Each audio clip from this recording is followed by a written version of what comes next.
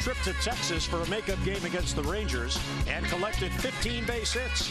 But the Birds came up short, dropping a 4-3 decision to the Rangers. Tonight, they're back home and welcome in the San Diego Padres. Interleague Baseball at Camden Yards. Tyler Wilson looks to repeat his dominant performance over the Red Sox. It's the O's and Padres up next on MASN.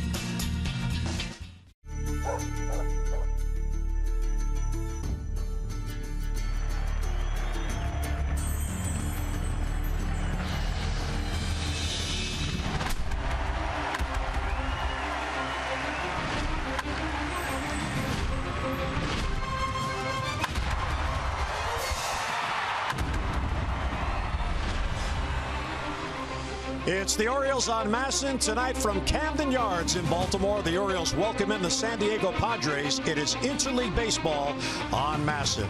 And as you see, the grounds crew on the field, getting the field ready. 2 thunderstorms went through downtown Baltimore today. One early this afternoon, one a short time ago. We will have a delay, but it looks like we will have baseball here tonight as the Orioles host the Padres in the opener of this 2-game series. And hi, everyone. I'm Jim Hunter. The Orioles maintain first place in the AL East. And one of the strengths of this team this year has been the balance. You look at the lineup, balance up and down, power up and down, and you look at the pitching, and the strength lies in the bullpen.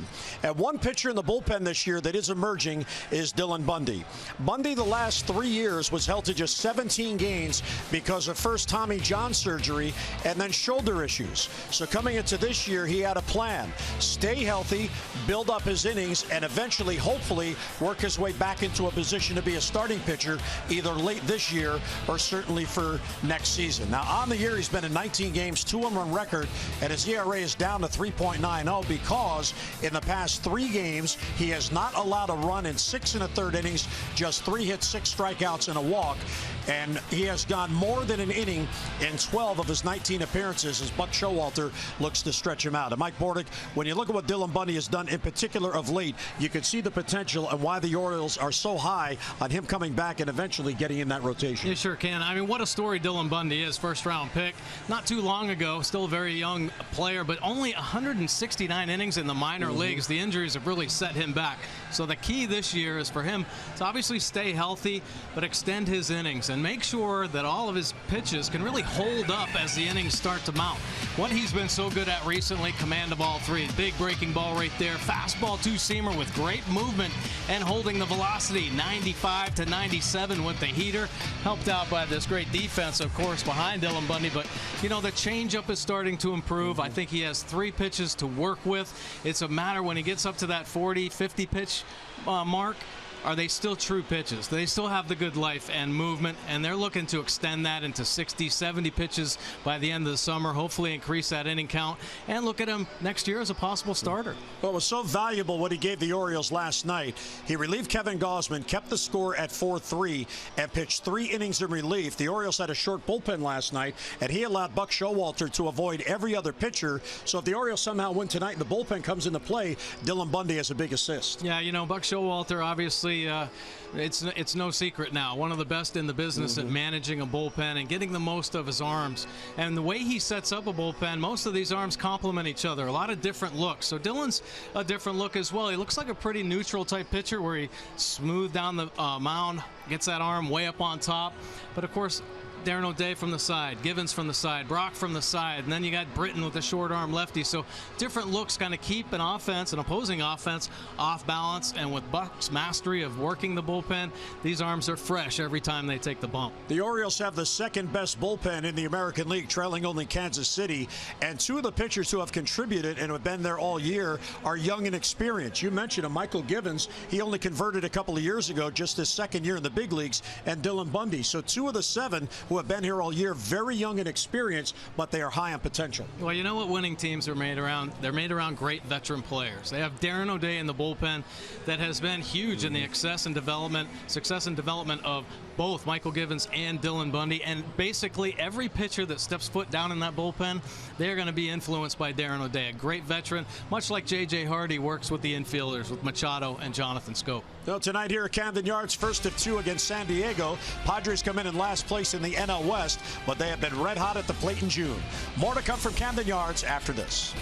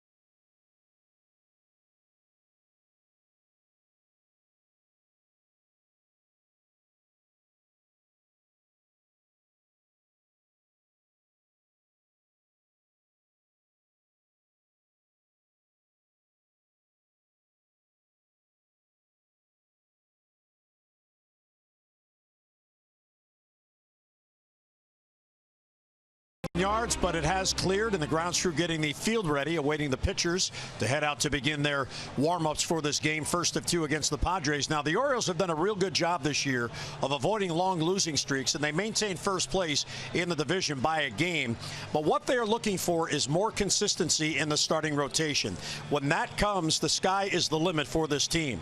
Now, when you look at the starters, the leader of the flock, no doubt about it, is Chris Tillman. 10-1 on the year, 3.11 ERA in his 15 starts, only 2 starts allowing 5 or more runs. Now, the other starters combined, there have been 7 different starters on the year, so the other 6 have gone 12 and 22 with an ERA of 5.55 and 54 starts, and that group has combined for 18 starts of 5 or more runs. So, Mike, when you look at the pitcher being the most important person going to the mound every day, the momentum, it lies in that right arm. The others in this group, they have to gain more consistency for the Orioles to get where they want to be, and that's in relevant games in September. Absolutely. You know, I mean, that has been the key to their success in the past. It's going to be the key again this year. Is this rotation going to be able to get on a run, or they're going to have to start searching for arms and have it be a revolving door in the minor leagues? It started with Mike Wright being sent down, came back and pitched well, but sent down again. Ubaldo's been inconsistent. Of course, Gallardo's injury kind of set him back a little bit, hoping he can have some more consistency. But, you know, they put a lot of hope and promise in some of the young arms, and you know, they haven't been as consistent as they'd hoped. Now, there are some arms that are proven to maybe turn around the second half. Ubaldo could potentially have a great second half for this team, but they are so fortunate to have one of the best bullpens in the game, who are eating up some wins, locking down opposing offenses, and letting the offense carry them through. If this team had all 3 weapons working, the rotation, the offense, and the bullpen, it would be the best team in baseball, hands down. But all teams are kind of hamstrung with, you know, maybe not the strongest rotation or a weak bullpen. The Orioles need to just have a couple guys step up in the rotation that's going to help them stay consistent and on top of the American League East. And if they feel like they can't, they better go shopping for somebody right now, because I don't think the other teams in the East are going to wait around much longer. And I think it's fair to point out that there is the potential in this rotation. Kevin Gausman has had some outstanding starts on the year. Lack of run support has prevented him from winning some games. And Tyler Wilson pitched 8 shutout innings just last week at Fenway Park. These pitchers have the ability. There's no doubt about that. The question is, can they maintain it and be consistent with it? Well, that's what it's all about. Consistency at this level. Yeah, you can flash some positive stuff and some good outings, but you have to show a consistent repertoire night in and night out. And if it doesn't work at this level, you know, you're going to go back down until it does finally work out. They need consistency. They need consistent fastball strike throwers, and you have to move it around. They're just not hitting their spots right now. The command has been a little bit off, and you see when you do have good command, what can happen. Tyler Wilson, his last start, 8 strong innings against one of the best offenses in the game. You know, Chris Tillman's had great fastball command all year long. That's what's led to those 10 wins. So, you know, just going back to the fundamentals, driving the ball downhill, working the edges of the plate, and making sure you're on top of every pitch. Its focus is the key, and every pitch matters. All right, now for Tyler Wilson tonight, he's facing a Padre team in which he has seen only one hitter. Alexi Ramirez, the shortstop, 0 for 3 against Tyler when he was with the White Sox last year. Now, there are scouting reports. How important are those scouting reports for Tyler Wilson to navigate his way through a lineup? Padres are in last place, but they have some veterans in that lineup that really know how to hit. Yeah, it's a dangerous lineup, and they're having a great month of June. Probably the best, not the best in all of baseball. So Tyler Wilson has to be on his game. You have to pay attention to the scouting reports, figure out what these guys are hitting, what they're not hitting. But more importantly, Tyler's got to mix up all 3 pitches. He cannot just be a 1 or 2 pitch guy. He's got to be able to throw his slider, his fastball, his changeup at any count. Take a look at the Padres here in June, how well they have been doing. That batting average, 285, first in the National League. Record only 500 because of the inconsistencies with their pitching, but offensively, they're doing some damage. 5.4 runs per game, second in the National League. So they're going to be able to score, and they're going to score on mistakes. And Tyler Wilson has to be on top of his game, hopefully build off that huge outing he had against the Red Sox in his last performance. So, you know, there's a lot of positives going on, but Tyler's got to be on top of his game, and the offense certainly has to stay consistent against this Padres team. All right, now when you played and you were facing a pitcher you had never seen, was it easy for you to adapt or did it frustrate you? Well, it was easier for me because I hit ninth, so I got to watch everybody else all the way through. But it isn't easy. I knew there was a reason they had you down there. You just try to find a guy comparable, you know. Watch the first two hitters, and when they come back to the dugout, you know, you find out, ask them questions. Who's he remind you of? And you find similarities. But the Orioles have a real secret weapon working right now. Scott Coolbaugh, their hitting coach, has got a nice philosophy going with everybody in this Orioles lineup, and we're seeing more and more consistent approaches night in and night out. At least they didn't ask you to bat 10th. You'd be on the bench. Oh, they did. All right, we're going to send you after a break to the O's Extra Set. Tom and Rick are standing by. 7:40 first pitch as Tyler Wilson and Dave Wallace make their way out to the bullpen for the warm-ups. O's and Padres coming up on MASN.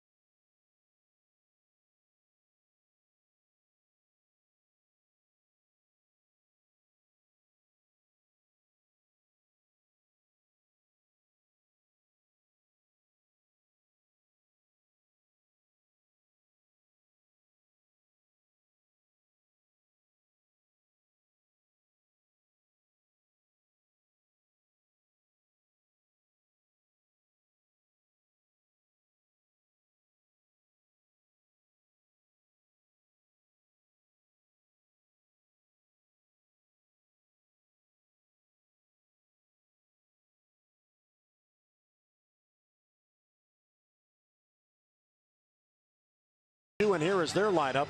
Travis Jankowski in the leadoff spot. Will Myers at first base will bat second. He is on a tear in the month of June. 371 with 9 home runs and 22 RBIs in just 18 games. The veteran Matt Kemp is in right field. Yangervis Solarte, the former Yankee, he'll be at third base batting cleanup. Melvin Upton Jr. is in left field. Then Ryan Schimpf at second base batting sixth. Derek Norris will catch, he'll bat seventh. Christian Bethancourt will DH tonight, he'll bat eighth. And Alexi Ramirez at shortstop will bat ninth. So the National League team goes on the road. Both the catchers are in the lineup tonight. Norris behind the plate. And Bethancourt gets a few at-bats. He can DH. Oh, yeah, absolutely. You know, this is a pretty interesting lineup, to say the least. It's scattered with some quality veteran players with a proven track record of success at the major league level. Sprinkled in a couple younger players at the top and then down towards the middle with Schimpf being brought up due to some recent injuries. But they have been able to put some runs on the board here recently, averaging up over 5 runs per game. So it is a productive offense, and Tyler Wilson has to be on top of his game to neutralize this Padres. And you just saw Luis Perdomo coming in from the bullpen, a Rule 5 pitcher who is now in the rotation. He has to stay on the team all year. Began in the bullpen, now in the rotation. From what we understand, he has a power arm and an upper 90s fastball. Yeah, big arm. He'll throw in the low 90s, in the mid 90s at tops, but he has the nice movement. But he's a young kid, doesn't quite command everything just yet. Has a curveball and change to go along with it. It all really comes down to the command of that fastball. Can he get it to sink at the bottom of the zone, or is it going to stay flat and on the same plane at the top?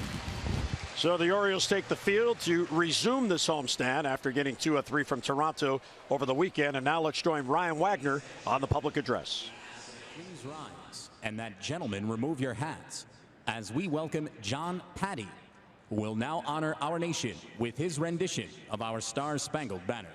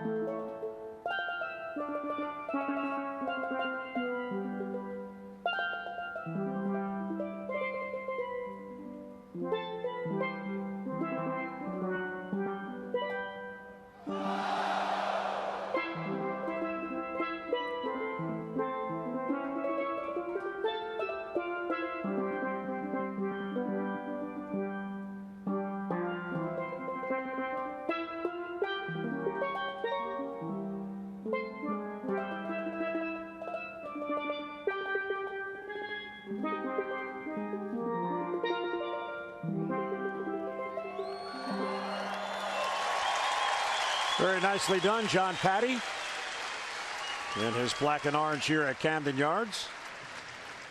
As the Orioles and the Tigers, or the Padres, Tigers, where'd that come from? The Orioles and the Padres get set here. Here's Tyler Wilson about to make his 11th start, 14th appearance of the year. And take a look at his pitch arsenal. The fastball 62% of the time, 4-seamer, 2-seamer, and breaking ball has come up big for him. He can slow down a breaking ball or spike a slider 26% of the time. Changeup is 12%. There have been some inconsistencies with that pitch, but Tyler Wilson coming off a tremendous outing against the Boston Red Sox, picking up his 3rd win, lowering his earned run average to 4.16, 36 punch outs, 16 walks on the year for Tyler, and holding opponents to the 242 overall batting average. Has given up 7 home runs on the year.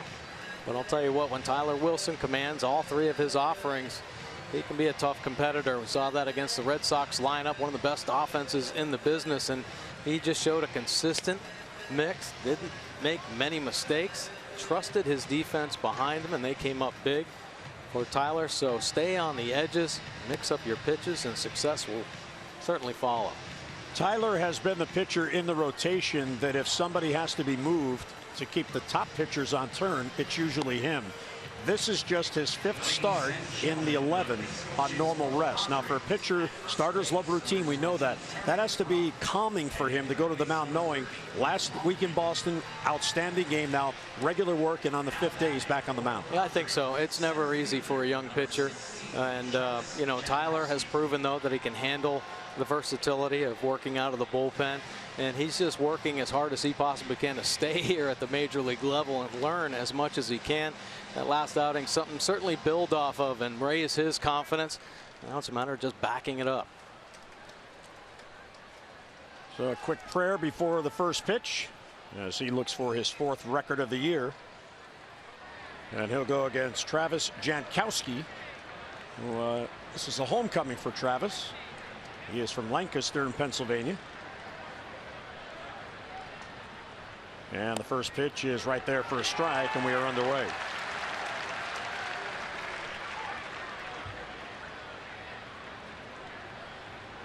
Wilson, 26 years old, out of Midlothian, Virginia, and still classified as a rookie.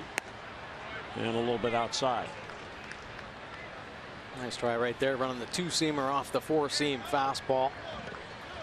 Tyler's command with his heater at times been a little suspect, and really the pitch that gets whacked the most.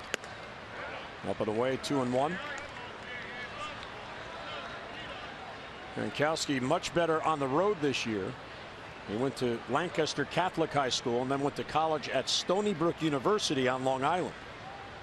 That program has really come on in recent years. That ball's lined to center field. Adam Jones on the run, will have to plate on the hop and barehands it so it doesn't get by. What a play by Adam. Huh.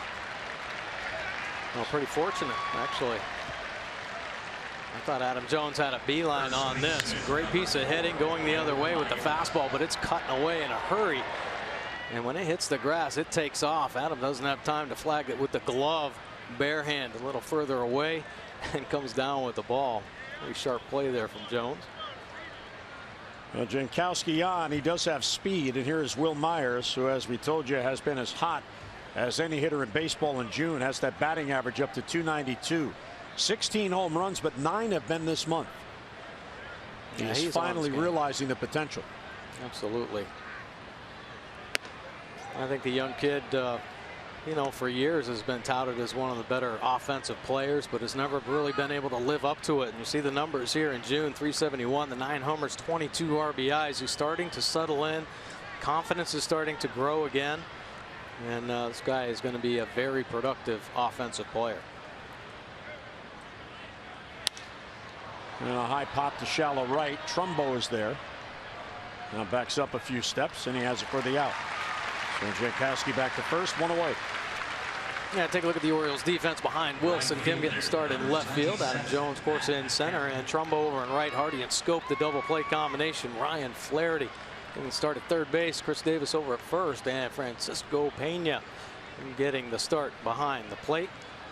There's a look at Pena. Matt Waiters, 3 consecutive days, and pretty busy travel schedule for the O's. So Pena getting a start today. He has shut down the running game when he's been in there in his start since coming up. Caleb Joseph, by the way, joined Bowie today, so he continues his rehab, trying to work his way back after his surgery. And here's the veteran Matt Kemp, former Dodger, now with the Padres. Second season in San Diego. This Padres team probably going to be one of the most watched teams leading up to the trade deadline. A lot of players here that were brought over you know, to shoot for winning, and unfortunately major injuries set them back, and just not enough depth in the organization to cover some of the holes. So they've already moved Shields, pitcher. Runner goes, throw to second from Pena, not in time, and knocked down by Jonathan Scope. Big jump for Jankowski off Tyler Wilson and a stolen base. Well, pretty nice try though after that great jump. Jankowski reaching down, and Scope taking the inside route and almost able to come up with the pick and put the tag on the back foot. Boy, nice effort there by Jonathan Scope. And Pena throwing from the knees. For San Diego, it's 48th stolen base, number 6 for Jankowski. They are 3rd in the National League in stolen bases, so they love to run. 0-1 on Kemp. who is 6th in the National League in RBIs. It's amazing how he fell out of favor in Los Angeles. He was one of the top hitters in the National League. Dodgers gave him that big contract. They traded him to San Diego, and all he did last year was hit 23 home runs and drive in 100 for the Padres. All right. Yeah, he had some injuries with the Dodgers, and he could never really bounce back. Shoulder injury set him back tremendously. Nice to see him really getting back on pace as one of the better hitters in the game. 2-1 the count. Kemp, 31 years old in his 11th season. He's had 6 years with at least 20 home runs, and his career high was 39 back in 2011 with the Dodgers. Jankowski at second, 1 down here in the first after a rain delay. The Padres traveled here on Sunday. They concluded a homestand against the Nationals, and they spent all of yesterday here in Baltimore on their day off. 2-1 is low ball 3. The Orioles will do that this coming weekend after the day game against Tampa Bay on Sunday. Buck Showalter and the club will head west to San Diego to enjoy the day off in San Diego and get used to the time zone change. That'll be nice. There's Mark McGwire, now the bench coach. Right. See what being a bench coach will do to you? The gray beard he's sporting. 3-1 on Kemp. Breaking ball is hit into right field. That's a base hit. Jankowski had a hold. He's still being sent. Trumbo up with it and a play at the second base. So the stolen base helps lead to a run as Kemp delivers. Just a soft line drive, but it found the hole, and the Padres grab a 1-0 lead. Yeah, not the best breaking ball we've seen from Wilson. Really been his best pitch, and it gets Kemp out in front, but he takes it right off the end of the bat and finds a hole in the shifted infield.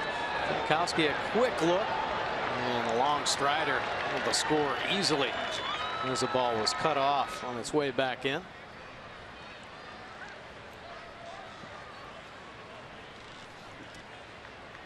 So Kemp, who is 6th in the National League in RBIs, picks up number 48. And here is Yangervis Solarte, switch hitting third baseman. Inside, 1-0. And this is where the inconsistencies will start to mount for this Padres offense. Yeah, at the top, Myers and Kemp have stayed very consistent. John Jay usually in the leadoff spot. One of the top offensive players for this team. Upton's having a solid year, but you lose a lot here in the number 4 hole. That one up in the zone and ripped in the right field for a base hit. Kemp is going to go to third, and he is in. Pretty aggressive play right there by Kemp. Trumbo maybe on his heels a little bit, not expecting that play. This is something that the Orioles have to watch out for. This is a dangerous team now. They're not just going to come out, get their base hits and win. They're going to push the envelope a little bit. They've got to do something to try to change the culture in San Diego. Kemp going first to third, aggressively, a sign of that. Yeah, we saw Trumbo wait on that ball instead of charge it. So I think you're right. I think he expected Kemp to stop. Yeah, right now Padres dictating a little bit how this game is going. Aggressive on the base paths. You see the head first slide in. Ball coming in well late. So 2 on and only 1 out. Quick look at the replay here. Showalter making sure just to see if Kemp maybe came off the base, because Flaherty, Jonathan Scope, all the infielders keep the tag on to make sure. Inside, ball 1.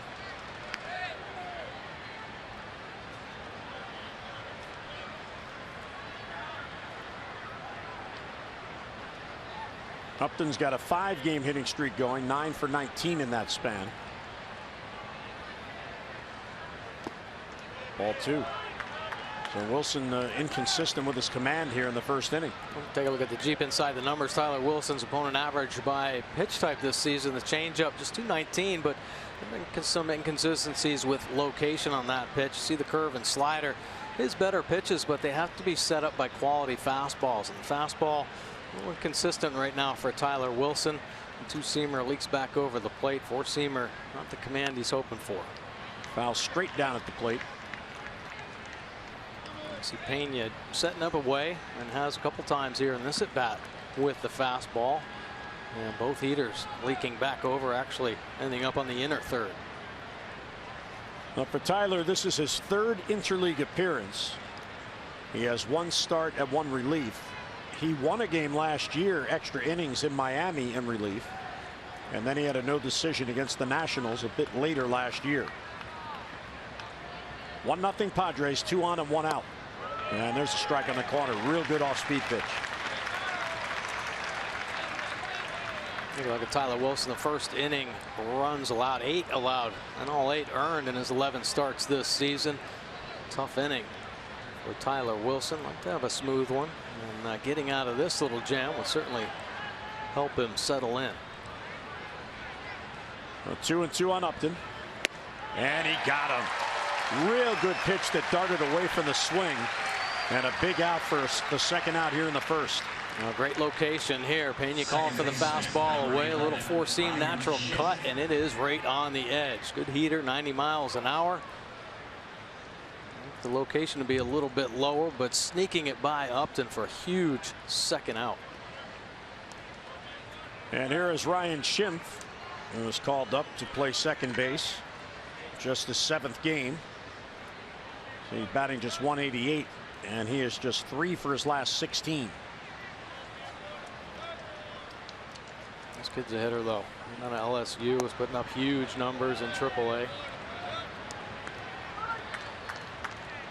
He was called up on June 14th for the first time, so he's been in the big leagues a week.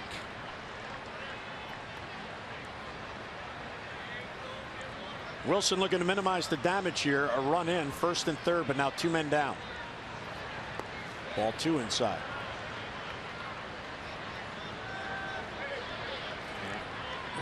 Haven't made a call. I think that hit his foot. They're going to check this out. Schimpf wanted to go to first, but the umpire never made a call. And they're going to challenge that pitch hit the foot, which would load the bases. So Chris Conroy calling in Jerry Meals, the crew chief. Well, cut him on the toe, and then Pena taking a little bit of the brunt as well. Kicks back and catches him on the inside of the leg.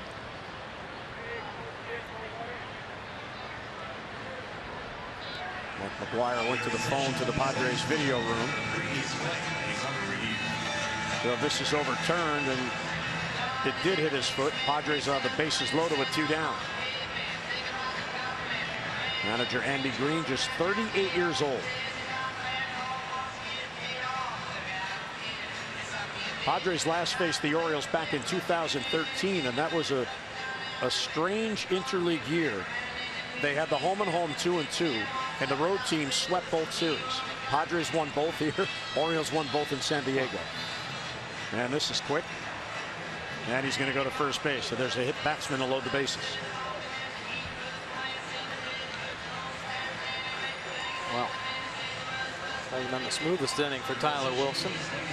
Can still escape with just the 1 run given up. And for Tyler, this is the first time all year he is pitching with the bases loaded. Wow. And here is Derek Norris, another one of the veterans on this team. Just 4 for his last 17. Wilson needs to get a big out here. 1 run in, bases loaded, 2 down. This is the 7th batter for San Diego in the first.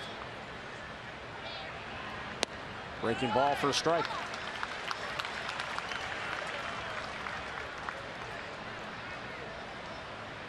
Derek Norris, 27 years old. He's out of Kansas.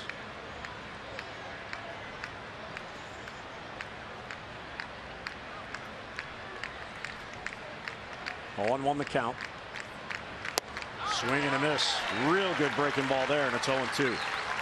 It looks like Pena noticed in the first few hitters of this inning that Tyler had little command of his fastball, so he's going away from it. Well, he better stay away from it. That fastball has been leaking over the plate, but you can't go the whole game just throwing the breaking ball. You have to be able to set it up. So Tyler's got to dial in that fastball command.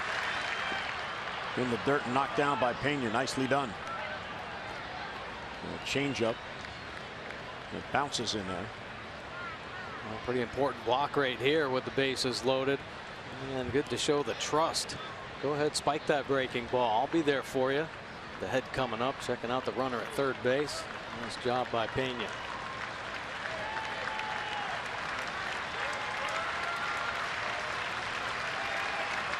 Kemp, Solarte, and Schimpf third to first.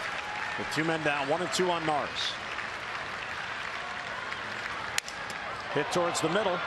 Schoop has it. He will throw to first. Norris retired, and Wilson gets out of it.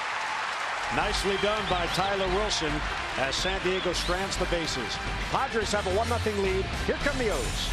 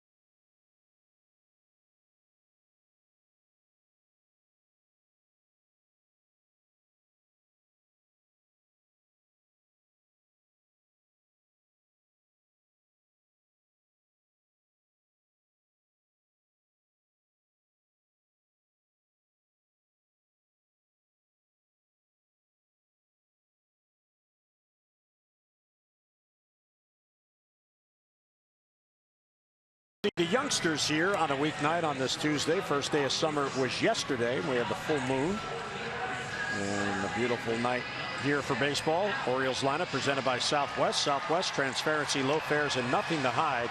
Adam Jones in that leadoff spot. Big numbers interleague head-to-head against the Padres, including 6 RBIs with a couple of homers. Kim, Trumbo, and Davis with Schoop batting 5th tonight. Why not? He's red hot. Alvarez will DH, then Hardy, Flaherty, and Pena. And let's take a look at Louis Perdomo's pitch arsenal this season. The fastball 64% of the time, 91 to 95 with the heater, 2-seamer, 4-seamer, has a curveball for the breaking ball, and the change he uses it 13% of the time. Comes out of his hand like the 2-seamer. Couple wins, 1 as a starter. He got that in his last outing, 1 in the bullpen. 8.79 earned run average, looking to bring that down. Opponent's hitting 369 overall, and he has given up 7 home runs this year in only 42 innings of work.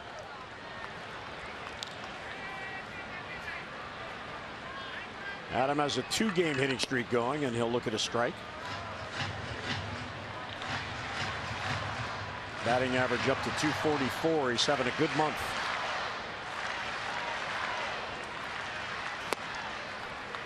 And he loves these interleague games.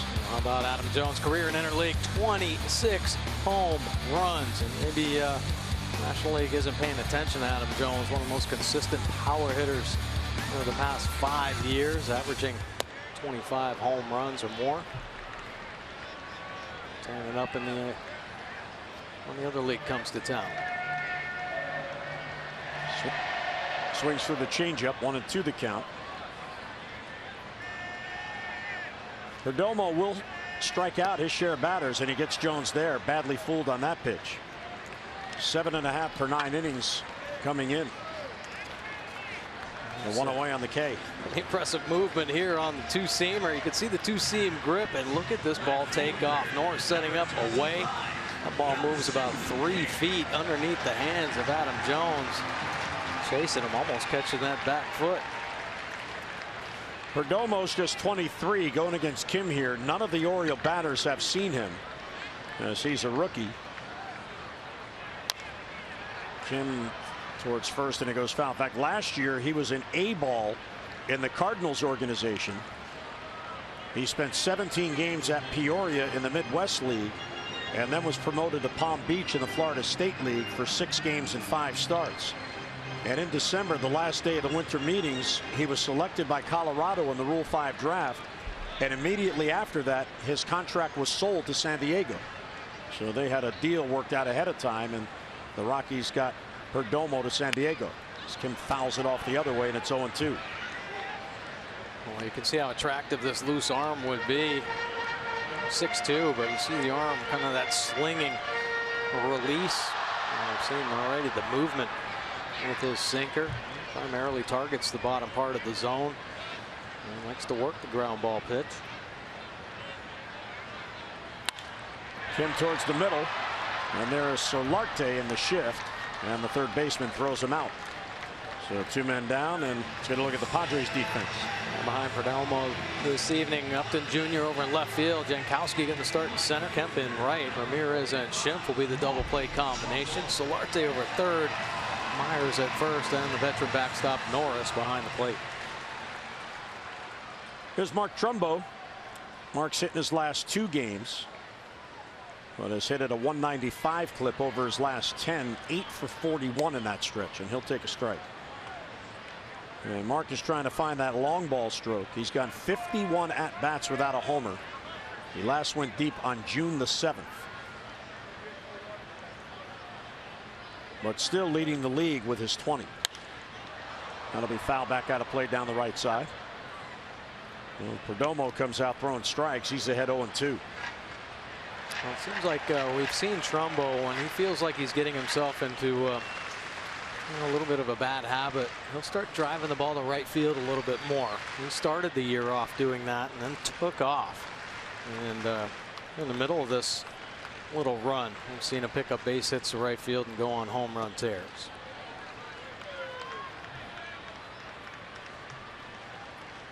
Perdomo out of the Dominican Republic. He signed with St. Louis when he was 17 back in 2010.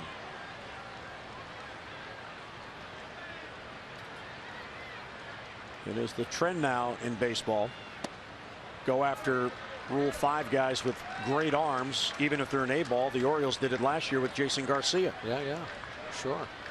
I mean, they're trying to target arms, and anytime an arm comes up on that Rule 5 draft, anybody that comes over the waiver wire, teams are just hungry for power arms. And he got him on a breaking ball that broke out of the strike zone. Perdomo with a real strong start. Birds go 3 up, 3 down. 1-0 Padres.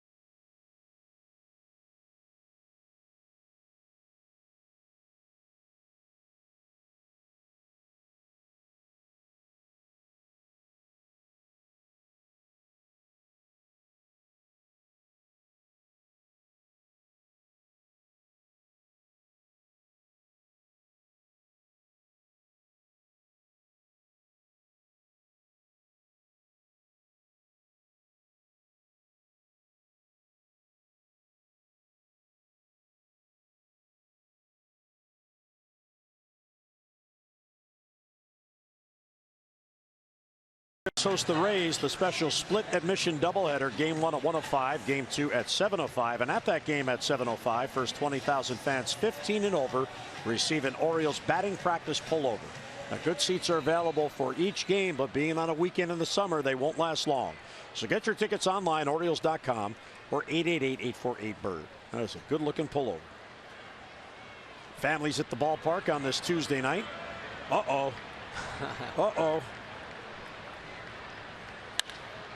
Past Wilson up the middle for a base hit off the bat of Bethancourt, who jumped on the first pitch. And the Padres already have 4 base hits, and back-to-back innings they get the leadoff man on. Beating the shift right here. Right back through the middle. Don't expect anybody to be there, but nobody's on the right side of the infield. He's sucked over, protecting the left side. Bethancourt finding a hole. So again, Wilson to the stretch. And they face 6 batters from the stretch after the leadoff single by Jankowski. There's Alexei Ramirez, who is the only hitter with a history against Tyler Wilson. And it's a total of 3 at-bats. Could be 2. Hardy to Stoke, back to first. There's a double play. So 2 pitches in the inning, a base hit and a double play ball, and 2 men down. I like that. The efficiency. Much needed after that long first inning. Ball to J.J. Hardy. Get it to Jonathan Scope, and it's about done. Cannon for an arm right there. Clean double play turn. High slider that Ramirez gets on top of.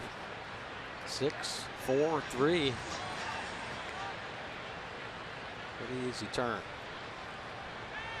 Now the Orioles are very, very solid in turning the double plays up the middle with those 2. Here's Jankowski. Leadoff man shows bunt, takes ball 1. Manny's suspension will end after tomorrow's game. The Orioles did make a roster move today to add some bullpen help. Oliver Drake has been called up, and Paul Janisch has been outrighted to AAA. Janisch cleared waivers. This ball sliced to left. Kim in on it, and he's got it. So there's a bounce back inning after the leadoff hit. A double play and a fly ball out. Mid-second, O's come to bat, down by a run.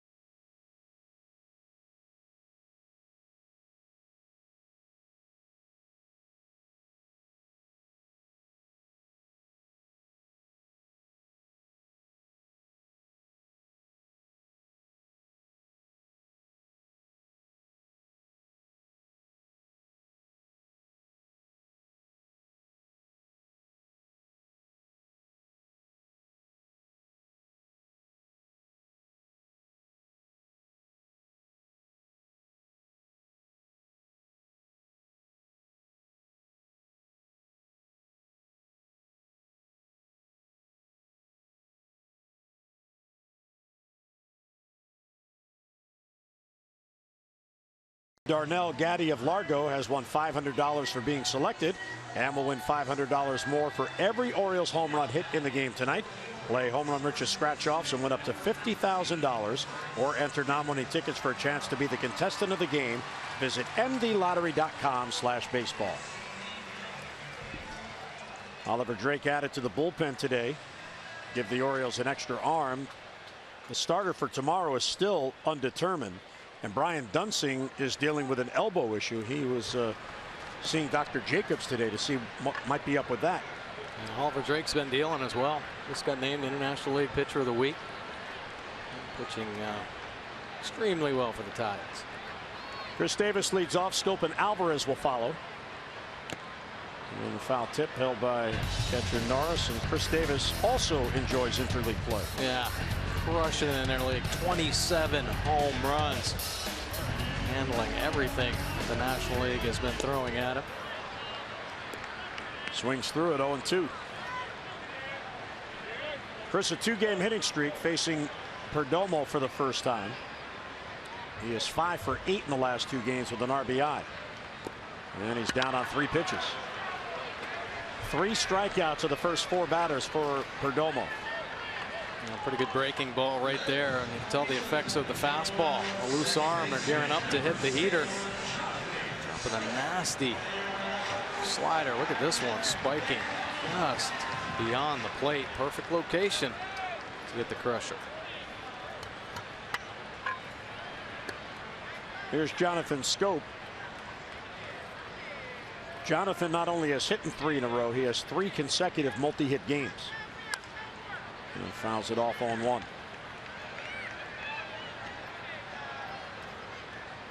He's 8 for 14 in the last 3 games and has 17 hits in his last 11 games. Yeah, he's really been working hard with hitting coach Scott Coolbaugh. It's been nice. This team offensively has really put the time in. It's been fun to watch them get on the field early. You know, a little dip in the month of May, but that's when everybody started getting on the field and getting their sessions in with hitting coach Scott Coolbaugh. You see him there on the left, and Scope definitely has benefited. Solarte to his left, and the flip across to get Scope. 2 quick outs, 5 in a row retired by Perdomo. Celebrate the American League home run leader on Sunday. All fans at the game at 1:35 against Tampa Bay receive a Mark Trumbo Orioles t-shirt. And then after the game, all kids 14 and under can run the bases here at Oriole Park, as they can following every Sunday home game this year. So enjoy a great summer afternoon of Orioles baseball and watch your kids have the thrill of their lifetimes running the bases. For your tickets, Orioles.com or 888-848-BIRD. 2 down, Pedro Alvarez. He'll take low. Alvarez has been heating up as well. Nearing 230, 7 bombs.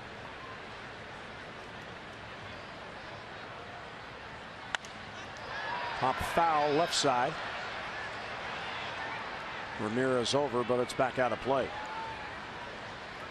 A nice pass right there. When you're going up against a good sinker ball pitcher, and Perdomo, we have seen the great movement when he keeps that 2-seamer down. It is darting all over the place. You need to get him elevated. Good pass by Alvarez. The 2-seam tends to flatten out when it's up above the waist. Pedro putting on the A swing, just missing. And he certainly has allowed his share of hits. And a good take. 69 hits in 42 innings coming in for Perdomo. That's an average of just under 15 base hits per 9 innings. So it's not as if he's been a mystery. But if he gets ahead, that combination in particular with that slider. That's ripped into the shift, and a big bouncer to Ryan Schimpf. And back-to-back 3-up, 3-down innings for Luis Perdomo. We'll head to the 3rd at Camden Yards, 1-0 San Diego.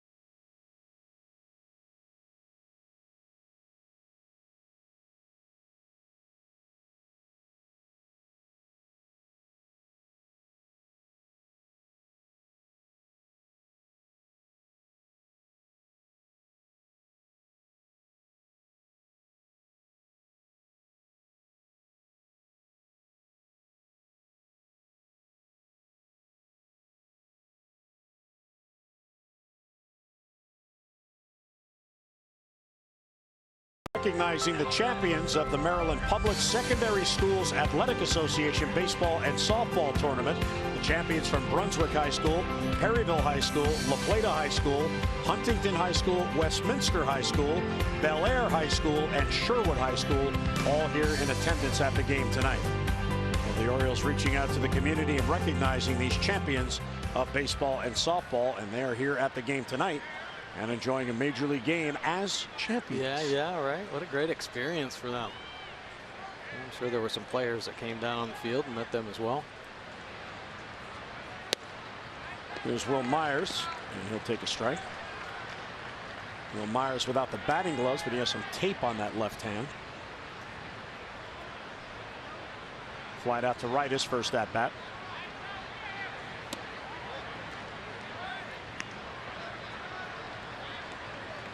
Tyler Wilson had a 4-pitch, 3-batter second inning.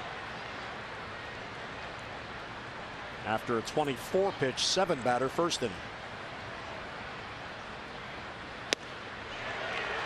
Well-placed fastball, 1-2.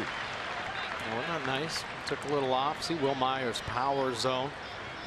He loves it center cut like most hitters, but danger all over. So you make mistakes on the plate, he's going to put an A swing on. You got to work the edges, show it as a strike, and have it work off the plate to get Myers right now. And a bouncer foul to stay alive. Well, Myers is still only 25 years old. He's out of High Point, North Carolina.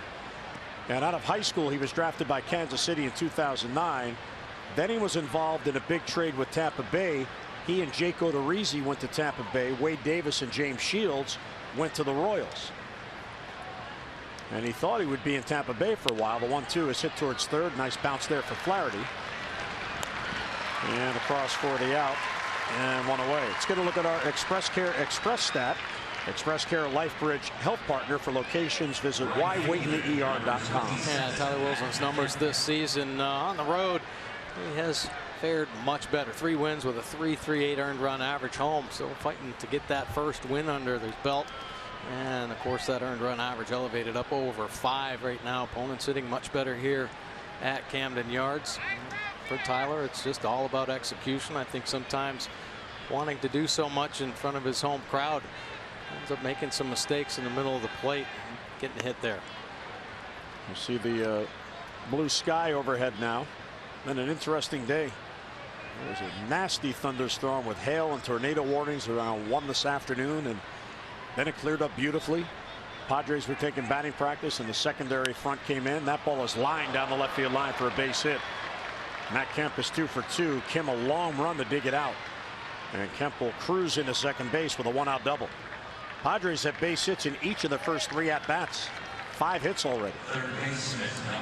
So Kemp took the first slider in his first at bat off the end, but here waiting on it and then smoking it down that left field line and sitting all over the breaking ball that was elevated.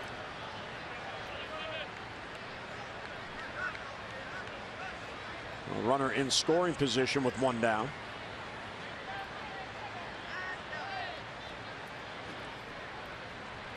And Hervis Solarte, he singled on the first pitch he saw in the first inning. He is a switch hitter.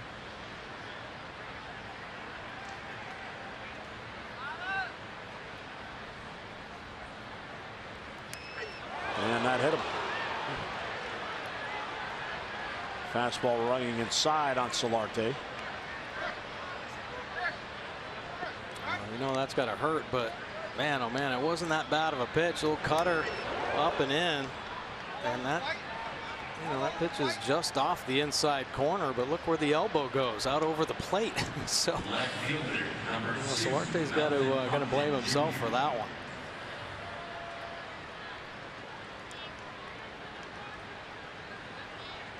That's a nasty spot though, inside of the elbow.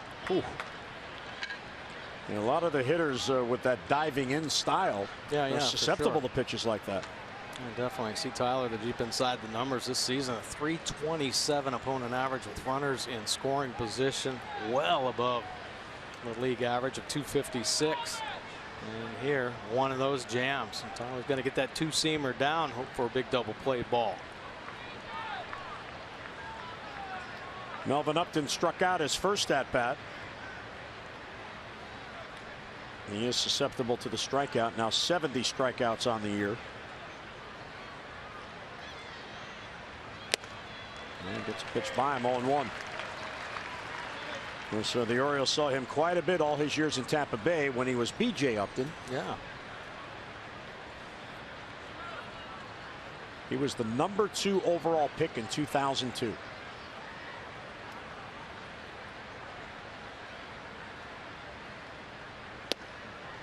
Down and away, 1-1.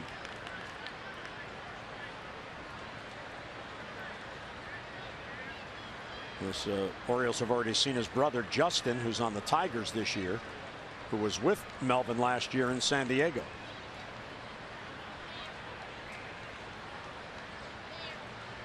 First and second, one down. And a called strike at the knees. Upton does not agree with the call. Good pitch there. 88 miles an hour, so definitely not overpowering, but locating the 88-mile-an-hour heater perfectly down and in. Pena setting up there. Boom. Hits the spot. Received well.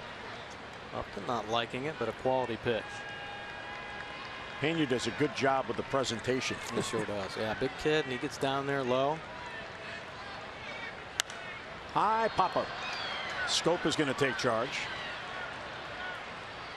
Infield fly rule called. And Jonathan has it for the out. 2 men down. It's a big out for Tyler Wilson. It sure was, and I think Pena really starting to work Wilson now with these jams here. Pena getting a good feel for what Tyler has to offer. Moving the fastball in and out. I love the fact that he just climbed the ladder right up there. Went to the top of the zone. Pena giving the sign early enough. I love that enthusiasm as Francisco went out there, waited for Tyler to come back and said, okay, you got him. Let's go. Let's go.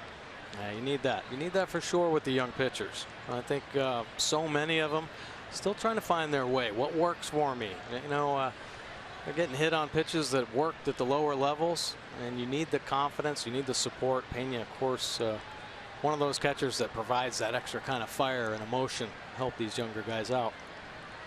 Ryan Schimpf was hit by a pitch his first at bat. High fly ball to left. Chases Kim, but he'll get there. And he's got it for the out. So the Padres lead 2 more. They've left 5 through 3 at bats. Mid-third, Birds come to bat, down by a run.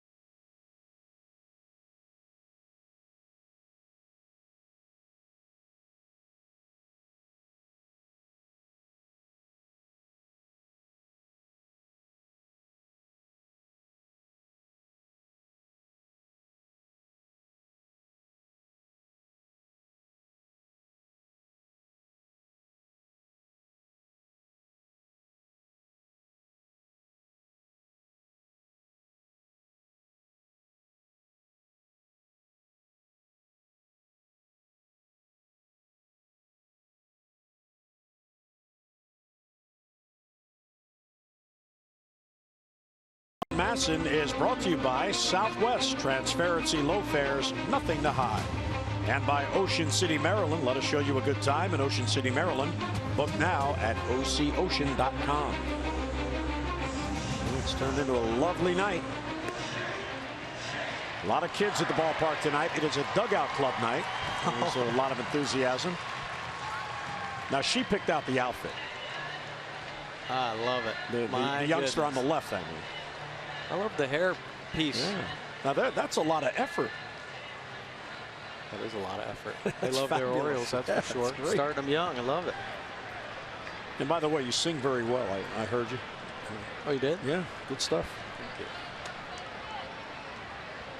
I didn't realize you were big on 1970s music. Yeah. J.J. That's my wheelhouse, man. Hardy, Flaherty, and Pena, Birds down by a run and yet to have a base runner against this rookie Perdomo. And a foul straight down at the plate, 1-1. Perdomo, 7.5 Ks per 9, but 4.5 walks. Well, showing pretty good command right now. And so much of it is not trying to do too much at this level. I think you have to do extra, stay within yourself, execute each pitch, and potentially going to have some success. And he looks pretty calm right now. Hardy gets ahead 2-1. JJ 3 for 11 since coming off the DL. That's line right at Melvin Upton. That ball was blistered and right at the left fielder Upton for the out and 1 away. On Friday, July 8th, join the Orioles in celebrating the 50th anniversary of the team's first World Series championship. The O's are welcoming back members of the 1966 team. They'll take part in a special pregame ceremony. All fans will receive a 1966 World Champions t-shirt, and then after the game, stick around for a beautiful fireworks display. Now, tickets are available for this historic night, but they're going to go fast. That's a Friday leading up to the All-Star break. So get your tickets at Orioles.com or at 888-848-BIRD. Swing and a miss by Flaherty, and it's 0-1. And so Ryan gets a chance to see Perdomo the first 8 hitters, and he hasn't started anybody off with a slider except him. It's a fastball by him, 0-2. In his 3 starts, Perdomo has a no decision and 2 losses. And down and in. And his ERA, it really isn't very good either place.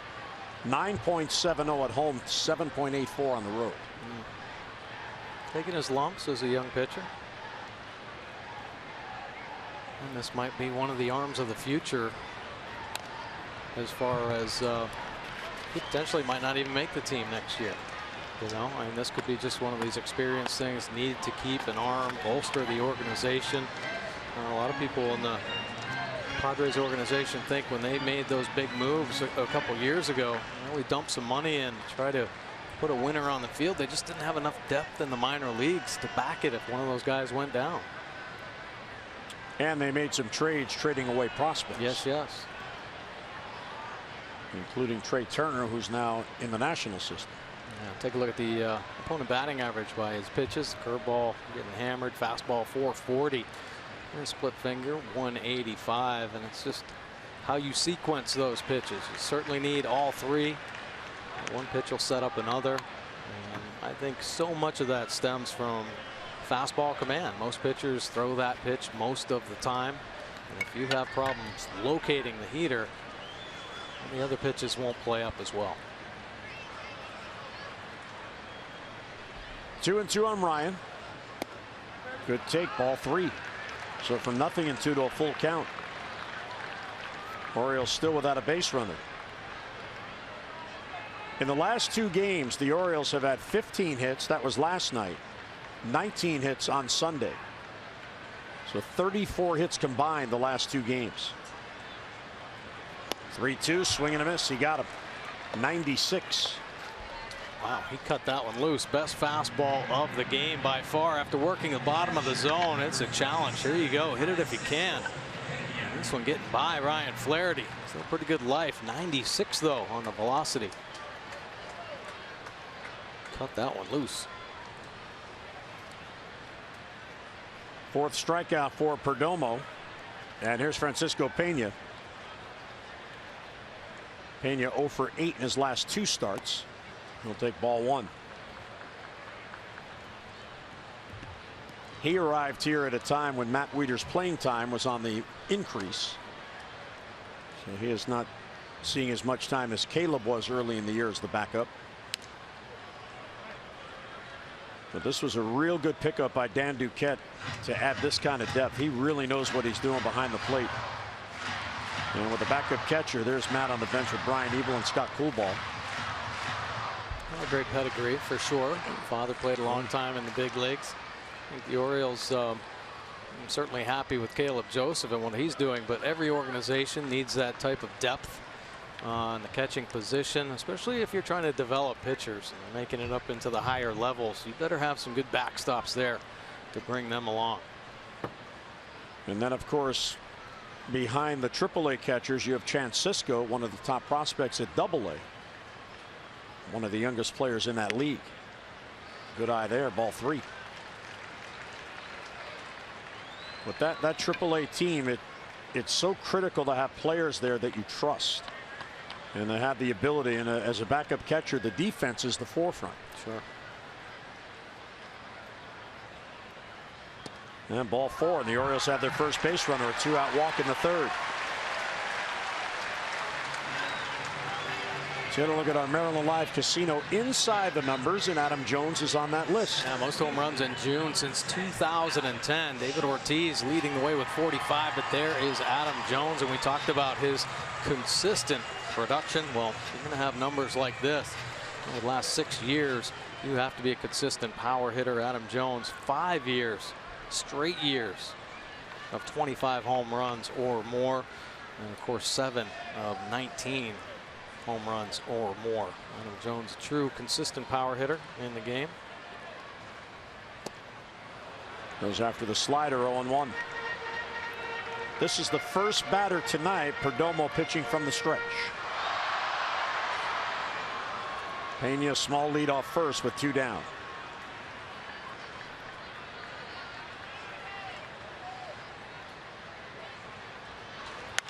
Adam the right field, slicing towards the corner. Kemp on the run, won't get it, and deflects off the wall. Pena's heading to third. He'll be sent by Bobby Dickerson. The throw coming in towards the plate is not in time. And the O's have tied the game at 1 on an RBI double by Adam Jones.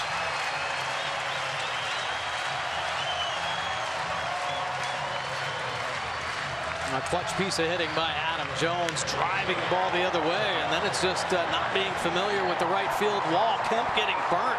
Ball hits hard off the base, kicks back. Pena with a super read, scoring all the way from first base. A nice head first dive there to the back edge of the plate, and the Orioles on the board. So the 2-out walk got the O's going, and Adam Jones comes through. His 11th double, his 43rd RBI. And he now has an RBI in 3 straight games, and Kemp allowed that ball to get by him, which allowed Pena to score. Well, tough things about these short series, especially teams you're not familiar with, trying to familiarize yourself with a ballpark in a minimal amount of time. Very hard to do. And this is not an easy right field to play. That gets away from Norris, and Jones to third.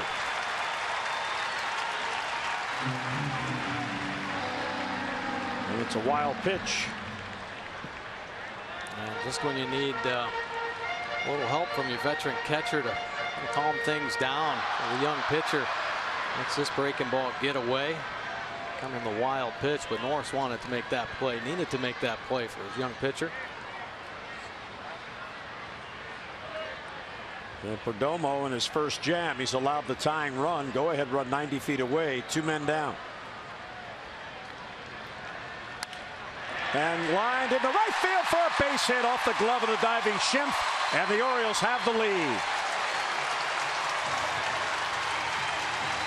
Kim with a solid ball hit into right. Schimpf almost was able to knock it down, but Kim picks up the RBI.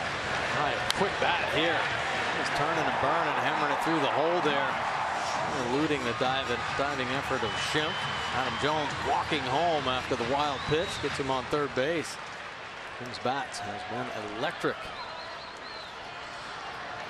Kim is now 6 for his last 12 in his last 4 games. And here is Mark Trumbo, struck out his first at bat. So since Perdomo went to the stretch, back-to-back hits. And ball 1 to Trumbo. He retired the first 8, then walked Pena on 5 pitches. Jones delivered the RBI double. And Kim the RBI single. 2-1 O's. He had 22 pitches combined the first 2 innings. Check swing. They appeal the first. He went too far. Jerry Meals said so. Pretty good breaking ball. Trumbo very upset with himself that last at bat when he got bit by the same kind of slider there. Of course, bat head leaking out in front, evening the count 1-1.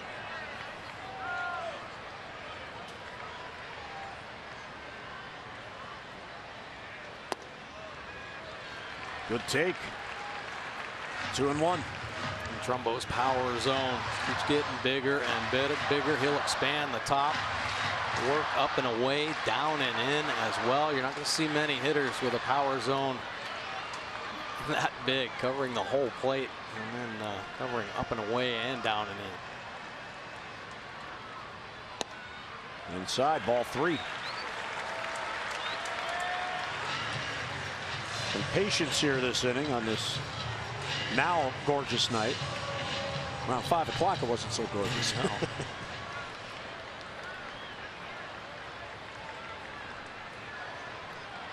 So Trumbo can pick out a good one here, ahead 3-1.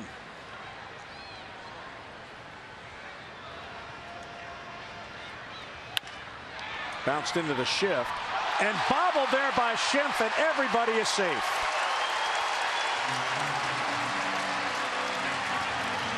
Well, they had him played perfectly. Trumbo hit it right at the second baseman, Schimpf, and the error allows the inning to continue. Yeah, 2 outs. Not getting a lot of help here in this defense. Schimpf trying to get the short hop. Body gets going forward a little too soon and loses sight of the ball. Kicks up off the heel. Inning extends. Looking on the young player there. Now you have a track record with him, right? When you were a coach? Yeah, oh yeah, I was a coach, a roving infield instructor with the Blue Jays, and he was one of their top picks. I think 2nd round pick. Worked with him up in upstate New York one weekend and kind of warned him about him taken out at second base. He better be able to get his feet off the ground, and when you know it, of course, he did get taken out that ball game. We talked about it after the game, but they ended up changing the rule for him, so now he can't even get taken out at second base. That's the Schimpf rule? I think so, yeah. I had no idea. Well, Chris Davis with a big spot. Darren Balsey, the pitching coach, went out to try to calm down Perdomo, who should be out of the inning. Orioles with a big chance here following the error. Swing and a miss on 1. So looking fastball, first pitch after a visit from the pitching coach, and he didn't get it. Yeah, one good pass right there from Chris Davis. So you see Davis's power zone. He covers up the lower third. We've seen pitchers try to work on the top of the zone, but if that ball leaks down in, wow, does he hammer it. Kim is getting a huge lead off second. 1-2. Davis struck out his first at bat, and he's down in the count. He keeps getting those off-speed pitches. A couple quality breaking balls right there.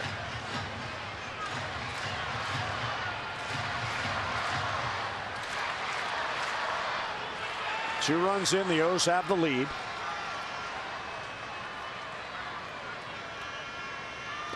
And he lays off that one, so 1-2. That looked like a straight changeup. Ever since the walk, it's unraveled a bit for Perdomo. But the advantage for him is he did retire the first 2 batters, so he needs to get just 1 out and he could get to the bench. It gets pretty scary though, facing this Orioles lineup. You know, they get a little something going with 2 outs, and you get Trumbo and then Davis and Scope. And he got him. Davis down on strikes for a 2nd consecutive at bat, and that ends the inning. But the Orioles come through with a 2-out rally. Adam Jones RBI double, Kim an RBI single. At the end of 3, it's a 2-1 O's lead.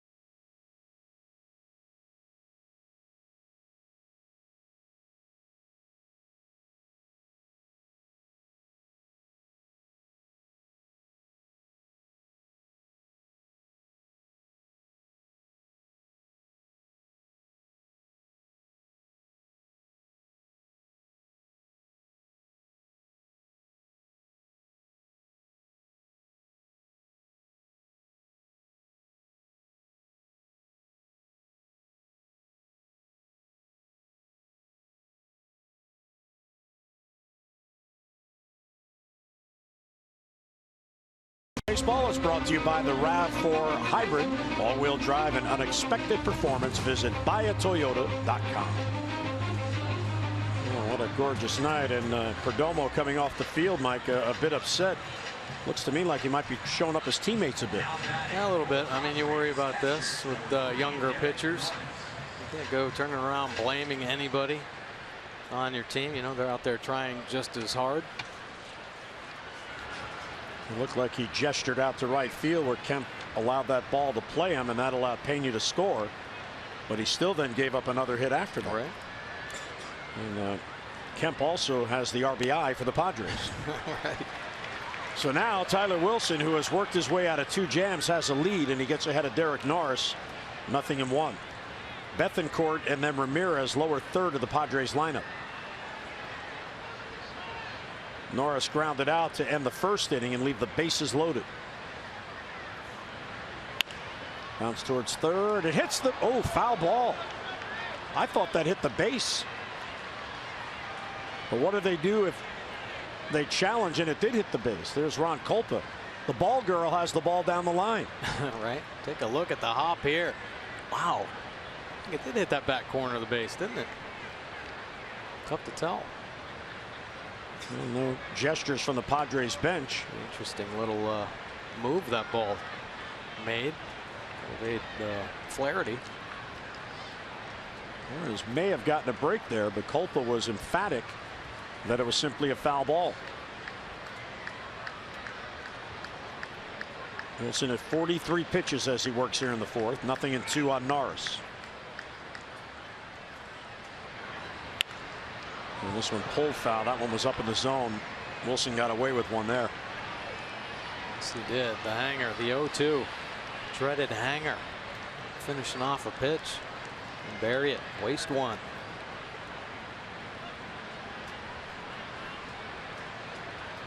Tyler has 1 strikeout. He has not walked a batter, but he has hit 2 batters. In the dirt. Made sure that time. Finish it off. Put it out in front. Derek Norris was drafted by the Nationals out of high school back in 2007. And then when he was in Double-A, he was playing for Harrisburg in the Eastern League. Following the 2011 season, he was traded as a minor leaguer to the Athletics, and that's where he made it to the bigs. That ball hit deep to left field. Back on it is Kim, and it's gone. It sails into the stands for a home run. And we are tied at 2. On a 1-2 pitch, Derek Norris gets into one and hits his 9th home run. And it's a 2-2 game. Maybe to the well one too many times. That little 2-seam fastball on the inner third, and Norris hunting the heater, picking up his 9th home run. Kim giving chase and forgetting about that left field wall. Hits it firm. Got an idea, but no chance there. Left a little imprint. So first row home run ties the game. Bethancourt fouls it back. Another off-speed pitch. Well, that's got to be so frustrating for Tyler Wilson. He gets ahead 0-2, gets away with a hanger, and then leaves one further out over the plate, and Norris doesn't miss it. Yeah, that's the you worry about these kind of lineups with the veteran hitters. They're going to let a lot of mistakes pass.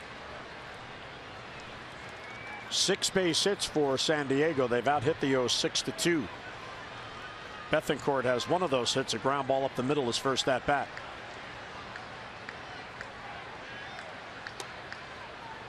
Bethancourt formerly with the Braves. He's out of Panama. He was traded to San Diego this past December. Kim might be shaken up a little out there in left field. And working the arm, taking the glove off, the leg.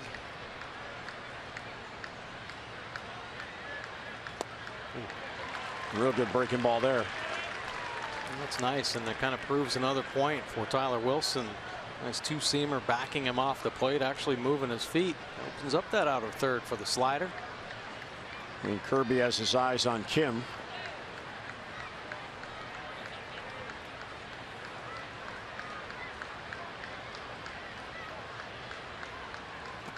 Ball 3.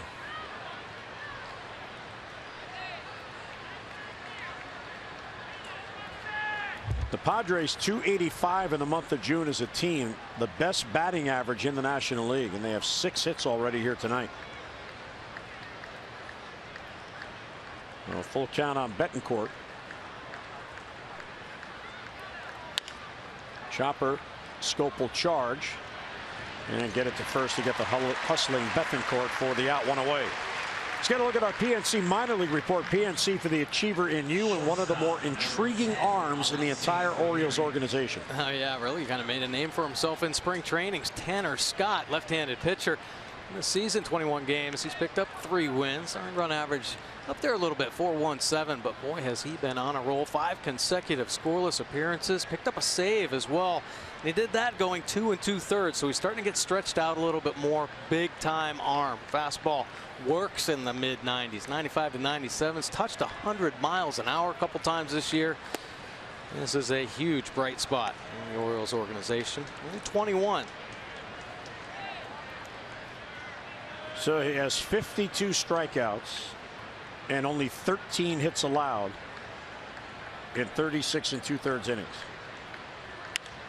That ball's hooked down the line off the bat of Melvin Upton, and that is a fair ball in play. Kim will play the carom. Upton heads to second base with a double. So Ramirez in at second with a double. Ramirez picking up his 10th. The pitch elevated right here. How about this breaking ball? Sees it well. He missed a hanging slider in his first at bat. A little ground ball, double play. Doesn't miss that one. Keeping it fair. Gets down the left field line.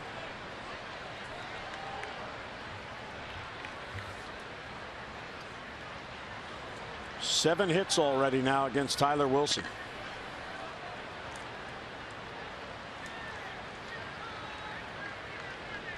Oh, really the pitch that's been come up so big for him this year, the breaking ball. Not quite as sharp as we've seen it. Here's Jankowski, runner at second and 1 down, shows bunt. He takes ball 1. So Alexei Ramirez 1 for 2. He bounced into a double play his first at bat.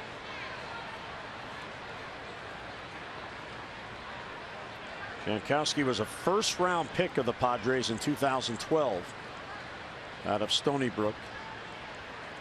He was the 44th selection. He was a compensation pick. The Padres lost Aaron Harang as a free agent, and he was the compensation pick, and now he's in the big leagues. That ball's lined right at Hardy, 2 men down. He's had 3 pretty good swings this ball game, driving it to left field. In our PNC inside the numbers, most home runs in June in Padres history. Yeah, all time. Greg Vaughn back in 1988, 10 home runs. Will Myers 9 this month, closing in fast. An impressive offensive output. Plenty of games to go to top Vaughn. Will Myers 0 for 2 on the night. He's got a 5-game hitting streak going. He's got Ramirez at second with 2 down. Fastball inside. Wilson has not had a 3-up 3-down inning, but he did have a 3-batter inning in the second. After Bethancourt's single, Ramirez, who's now on at second, bounced into a double play, and then Jankowski lined out. Fouled the other way. Will Myers in his second season in San Diego. He was involved in a 3-team deal that also included the Nationals, and that was the deal that Trey Turner went to Washington, the top shortstop prospect. Souza ended up in Tampa. He was part of that trade. Will Myers ended up in San Diego. He was already in his 3rd organization at 25 years old.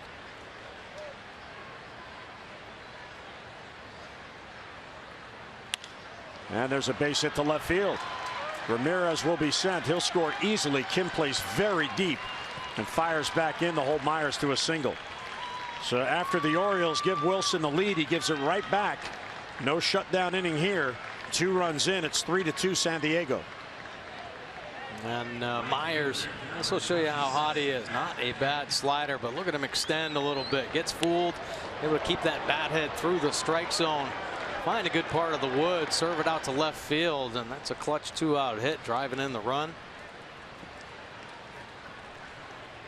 So Ramirez got in the scoring position and scores on the 2-out base hit.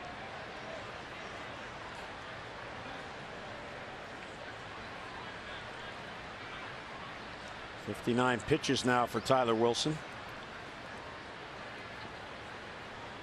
And here's another dangerous hitter, Matt Kemp, who was 2 for 2 with an RBI single.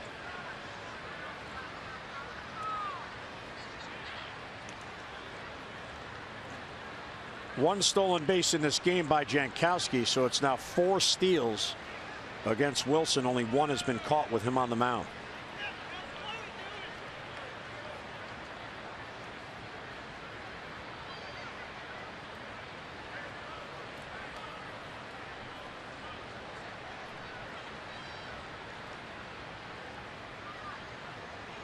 He was leaning, but he gets back. Wow, quick snap throw right there from Wilson. He's sensing that, and look, yeah, for sure, the lean, maybe a lower throw, better chance of getting him. Myers diving back to that back corner. Those are good numbers, 9 out of 10. Upstairs with a fastball for ball 1 to Matt Kemp.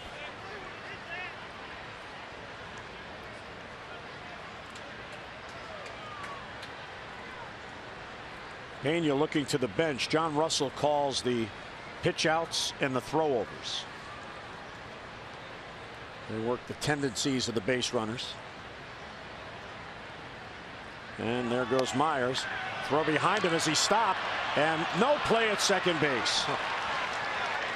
For some reason, Pena threw behind the runner thinking Myers was going to try to get back to first base, and Davis had his back to him to field that ball, so that allows Myers to steal the base.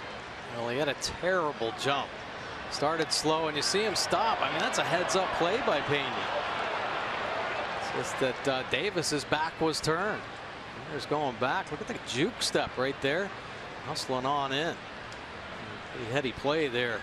Myers, that's some court awareness. Now another runner in scoring position. If Pena had held that ball for a split second, he would have had him easily at second base. But when he saw him breaking back to first, he threw to first, anticipating he was going to keep going.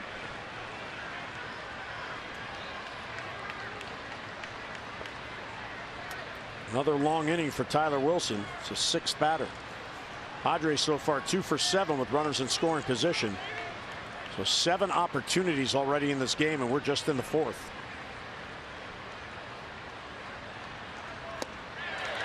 And he got him, swing and a miss on a real good off-speed pitch outside, so no further damage.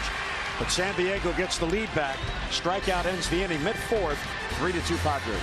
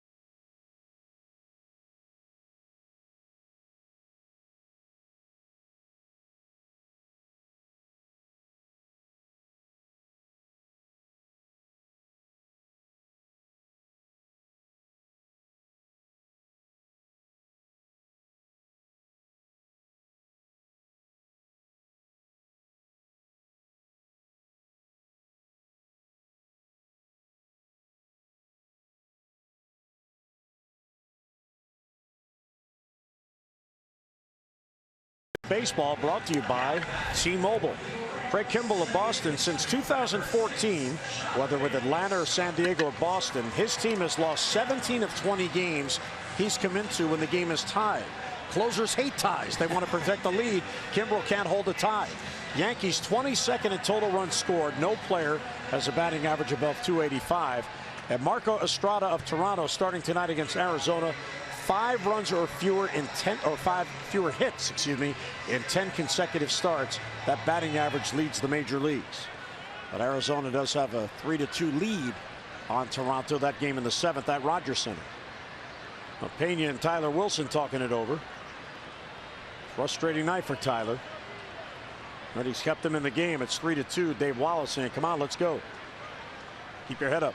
Absolutely. Got to keep grinding, keep eating up some innings, some challenging moves here pitching wise for Buck Showalter and Dave Wallace. Scope bounced out his first at bat.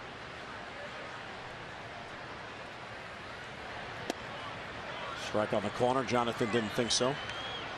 A lot of room in left center field for Scope. See Jankowski shading over towards right center. And Upton playing shallow and left. Inside, ball 2.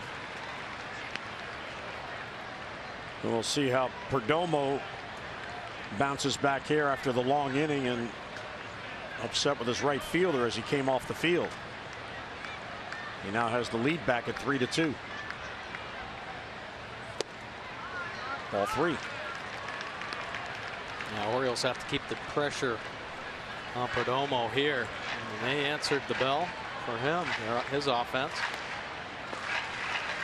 Now they gave back a couple, and the Orioles offense have to respond here. And bounce foul 3-2 that goes in and out of the camera well. And the Orioles, the second time through the lineup, a bit more patient against Perdomo. I think we're really seeing that two-seam movement in real life as opposed to on a video or just by word of mouth. You get a better understanding.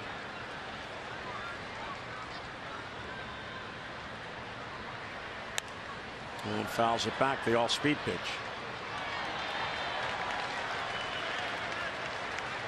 The Padres starters, now Perdomo part of that group. This is his 4th consecutive start. 10th in the National League at a 4.52 ERA. And the second time through the lineup has really been the problem for Perdomo. And there's a base hit to left field. Scope is on with the leadoff single. Some at bats, 7 pitches, and finally gets one to pull. So Jonathan now with a 4-game hitting streak and a leadoff single. Hey, the fan challenge is back. Can you cook a better ballpark themed dish than Adam Jones? If you think you can, prove it. Tweet your best food ideas with the hashtag #IChallengeAJ, and Adam will pick one winner to face off in a foodie battle for the ages. Brought to you by Care First Blue Cross Blue Shield. Live fearless with a name trusted for over 75 years. Adam won a close vote last year. I remember it was 2-1, and I remember who the 2 was, and he's sitting next to me, Mr. Bordick. Was the tie-breaking judge. Ball 1 to Pedro. But that was a lot of fun. That was a lot of fun. Getting the fans involved, and the fan was really into it. It was a father-son team. Pedro lost a base hit into the shift, his first at-bat. Tying run on at first, nobody down. Good off-speed pitch. Change. It's a hard changeup, but he throws it off the two-seam fastball, so still gets that two-seam type action. We're taking 5, 6, 7 miles an hour off the heater. See the location on the pitch track. Really good, keeping it down in the zone.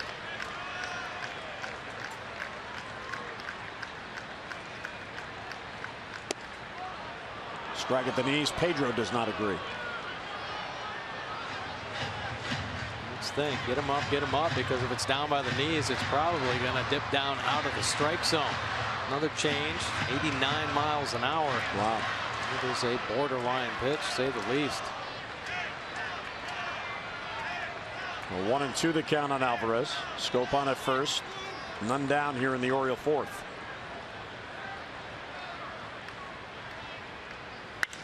Left field, that ball is carried. Back it goes. It is gone for Alvarez. And the Birds are back on top.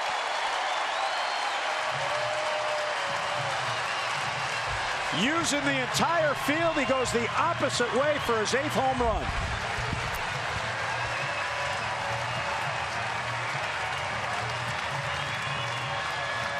Pedro swinging a hot bat here this month. A beautiful swing on the elevated fastball. And another $500 to our Maryland Lottery contestant of the game, Darnell Gaddy of Largo. 1-2 pitch, and he got enough of the plate and hit it out.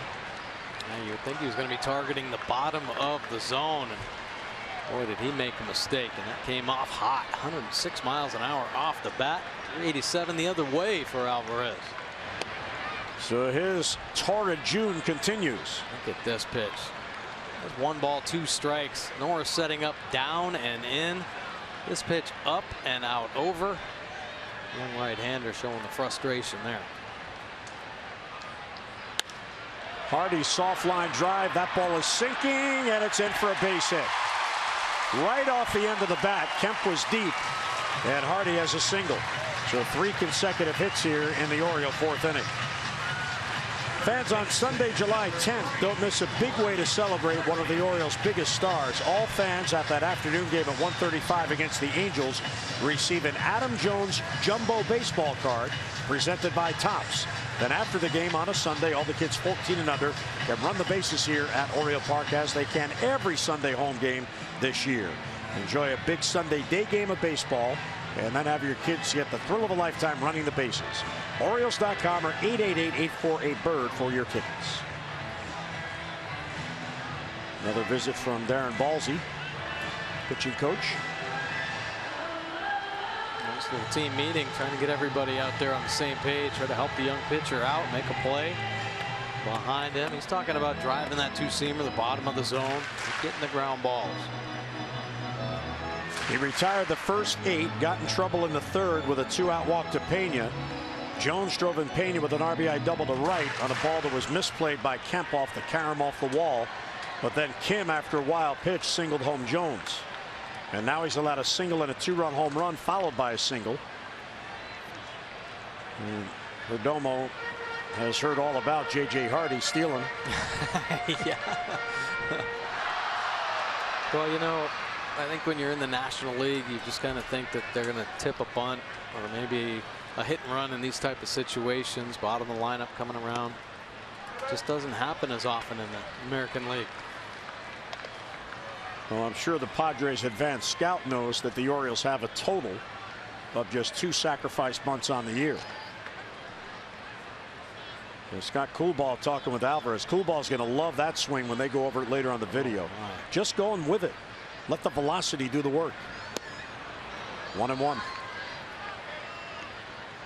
Change there, and you see the type of movement he gets on his pitches when it's down. Great sinking action. And Alvarez, a testament to the lack of movement, staying on the same plane when it's elevated.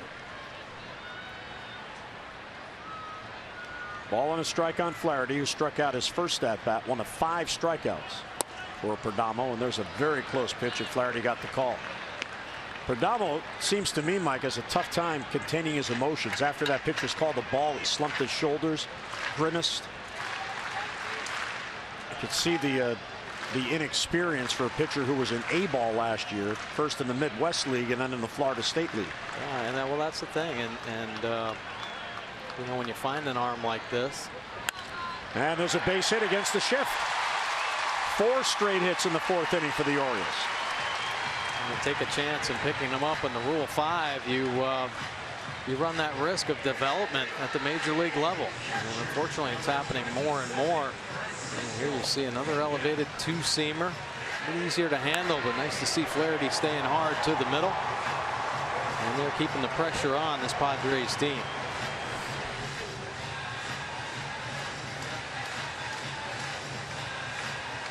And here is Pena, who got the rally last inning going with a 2-out walk.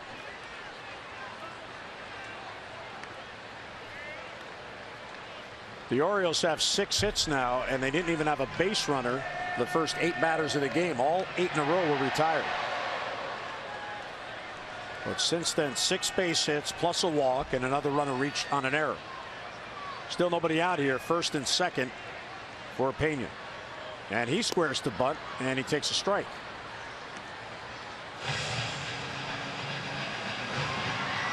Now with the lineup being turned over here, not a surprise that Buck Showalter may be playing for a bigger inning. Ask the number 9 batter maybe to lay down a bunt. Well, definitely. I think Buck's kind of weighing in the odds here. You got a sinker ball pitcher. Pena's up, doesn't run that well. Well, the odds are in Padres' favor that could be a double play ball. And this time he swings away and swings through it 0-2. Maybe the show of bunt was just to get the infielders to creep in. That too. And there are all kinds of things that hitters can do on their own just to do that. Get the infield to move around a little bit. Keep them guessing. Fake your hand moving up the bat head to show bunt and bring it back. And he got him. Real good breaking ball. So a 3-pitch strikeout, first out in the Oriole 4th. Well, he stranded 2 men in the 3rd, trying to do the same here in the 4th. You see the quality of his pitches when they're down in the zone.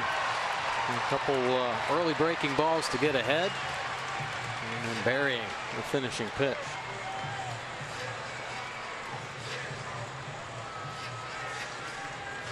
Adam Jones 1 out of 2.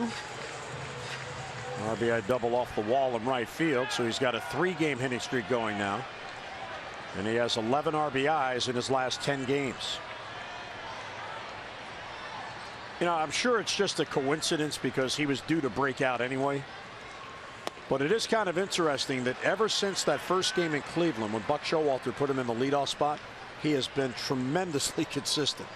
And this is his 25th game as a leadoff hitter, and in those games he has 24 RBIs. Yeah, well, you know, it's a testament to both. Buck Showalter realizing that his star player is kind of scuffling and needs a little adjustment, and Adam Jones recognizing that and saying, I've got to do something different. And sure, when Buck Showalter moved to the top, there's a reason. Reason being, he's going to see a few more fastballs. Going to get a chance to potentially drive in more runs if the lower third starts heating up. And it seemed like everything kind of worked together.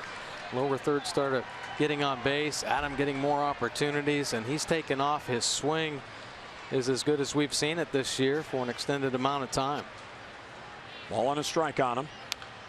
And he fouls it off. Maybe he got a piece of his foot. 1-2 the count. 8 home runs, 24 RBIs in the now 25 games as a leadoff hitter.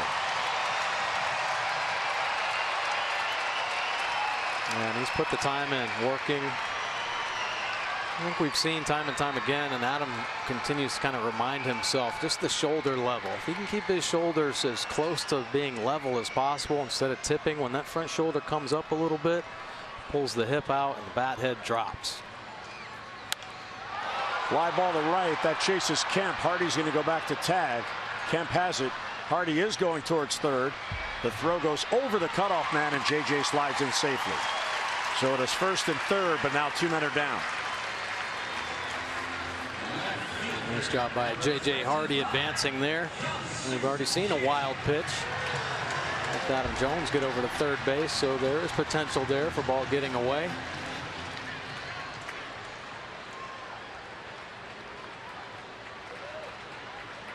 Well, the Yankees, Blue Jays, and the Orioles are all playing interleague games tonight. Colorado leads the Yankees 6-2 in the 5th. White Sox lead Boston 3-1 in the 6th. Arizona leading Toronto 4-2. That game's in the 7th at Rogers Center.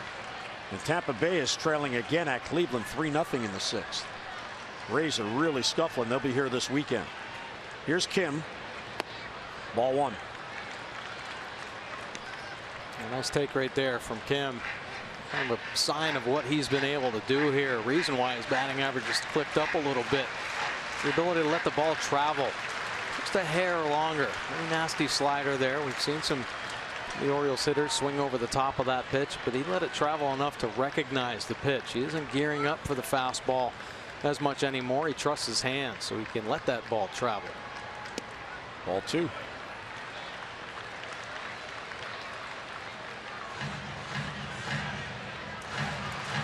Perdomo up to 77 pitches. He said back-to-back long innings. Back-to-back 7-batter innings, and this one not done yet. Hardy and Flaherty third and first with 2 down. Chopper charging his Schimpf, and the other hand toss get Kim, and that ends the inning. So the Orioles strand 2 more, but a leadoff single by Scope, and Pedro Alvarez goes the opposite way. His 8th home run has given the O's a 4-3 lead.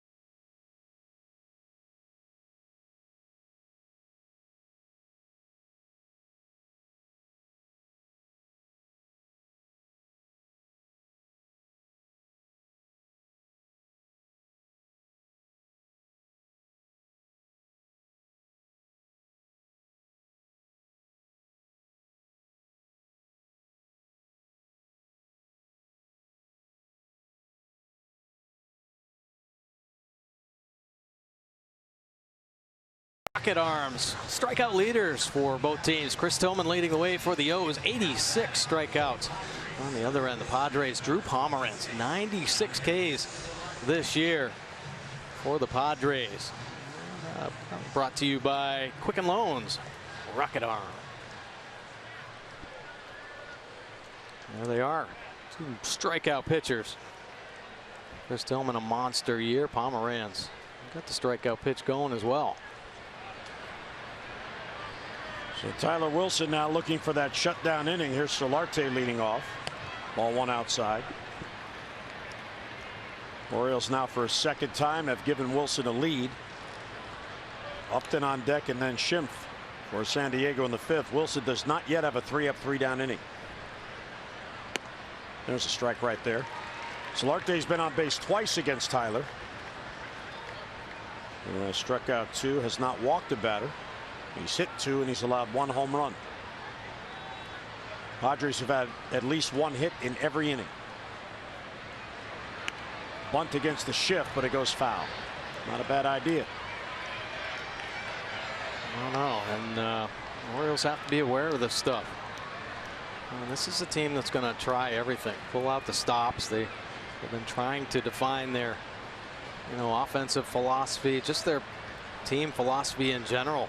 Because it's been such a turbulent last couple of years, and now all the talk of the trades potentially coming.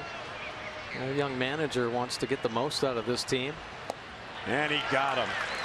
So Solarte bunting foul, got behind 1 and 2, and Wilson puts him away. That is a huge strikeout here to start 5th. Nasty breaking ball, burying it down and in. And a couple pitches up in the zone. That's how you work them here. You finish off a curve. Beautiful pitch by Tyler Wilson. He certainly has the repertoire. Absolutely. And I think sometimes Tyler might get lost in the lower third, working the, down and in, down and away. You can work up and in, up and away as well. And I think the more times you do that, that's just going to help every pitch play up. And it might even help some mistakes get passed by or fouled off. It's a fastball by Upton, 1 and 1.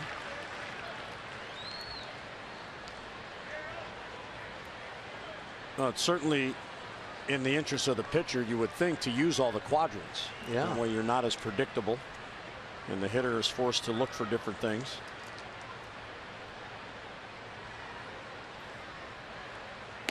There was an at-bat last night in Texas, the Bobby Wilson at-bat on the sac fly. 10 pitches, all 10 were away. Right. And finally, one was left out over the plate by Kevin Gausman, and he hit the fly ball that got the run in on the sac fly. Now, obviously, they have a game plan, which is why they do it. You know, we're not privy to that, but it's good to see Tyler moving the ball around. Well, I think all pitchers, it doesn't matter who you are, you should have the ability to move your pitches around the strike zone, around the 4 quadrants, especially with your fastball to help set up some other pitches. And Chris Tillman has really started to settle into that this year. I think a big reason why he's having the success he's having. Of course, that slider has come up big for him as well. Well, there are the other 3 active starters. Somebody has to start tomorrow. We still don't know who. 2-2. Lined, and there's a base hit in the right center field.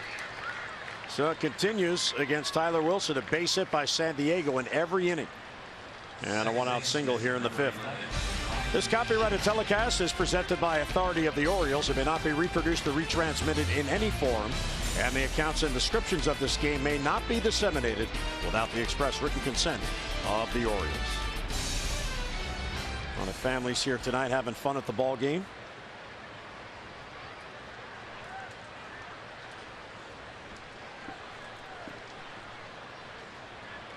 Here is Ryan Schimpf, who has been hit by a pitch and flied out.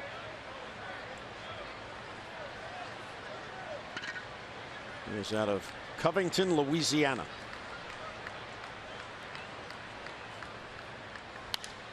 First ball swinging, pops it up. Long run for both Kim and Hardy. Kim make a diving try, and it's off his glove.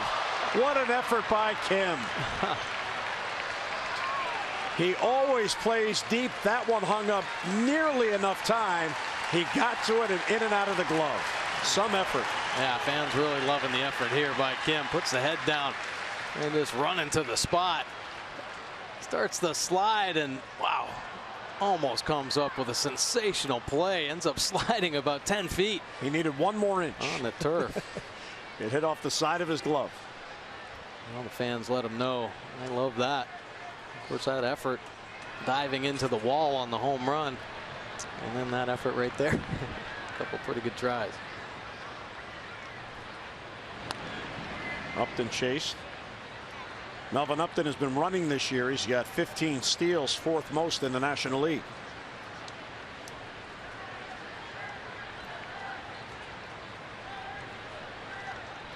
Percentage right there.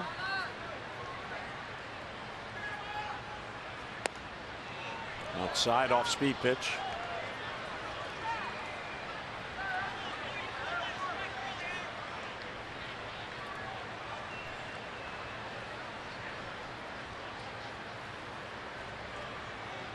Schimpf now is just 3 for his last 17 since coming up.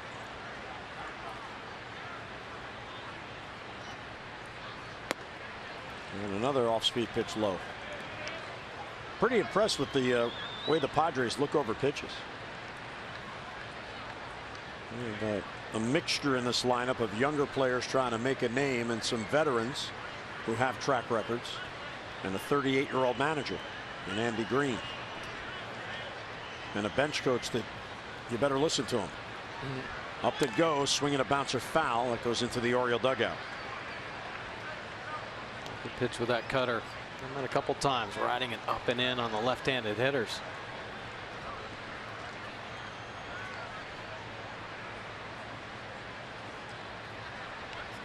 Very muggy night here at Camden Yards, and a rain delay before the start.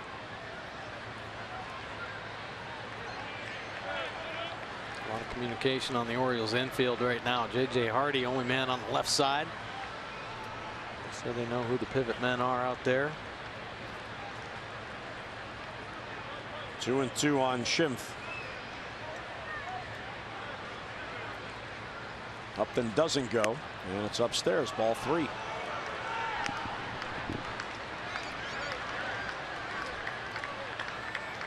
Well, Tyler last Thursday at Fenway Park picked up a win with 8 scoreless innings on just 3 hits. He's allowed 9 hits so far tonight through 4 1/3. Upton almost certainly will be going here 3-2 with 1 down. Now that's a good step off. A couple of starts ago, Tyler was talking about how he gave up a home run on a pitch he agreed to but didn't have conviction in throwing. So maybe he thought about that and decided to think again. Upton goes and the pitch is fouled.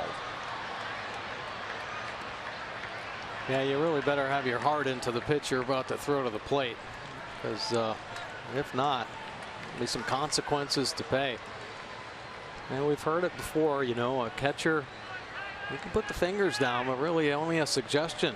And if the pitcher feels like he's reading hitters and a good sense of how the game's going, and he feels better about a pitch, he has that right to say, hey, this is what I want to throw here.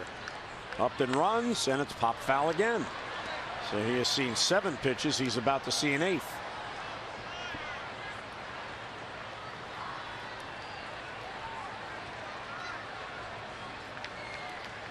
The thing with Tyler tonight, even though he has allowed 3 runs and did give 1 lead back, he has been able to get big outs to minimize damage. And the Orioles have put 4 on the board for him in a 4-3 lead.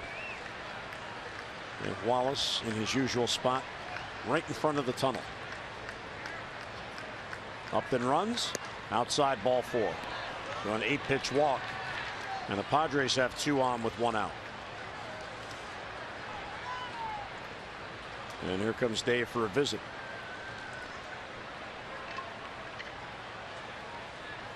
First walk, Tyler's hit a couple.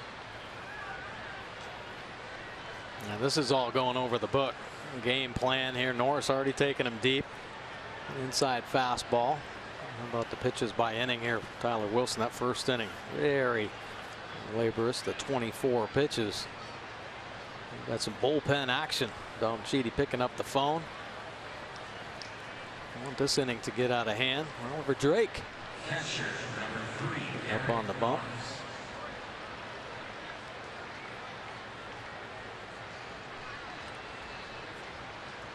So here's Derek Norris, certainly a double play candidate. But he also has pop, as he showed in the 4th inning with a solo home run. Rounded into 6 double plays on the year. Outside, ball 1. San Diego 2 for 8 with runners in scoring position, and there's the difference in the game. Tyler Wilson in these spots able to get big outs. Another big situation right now. Only 1 pitch away.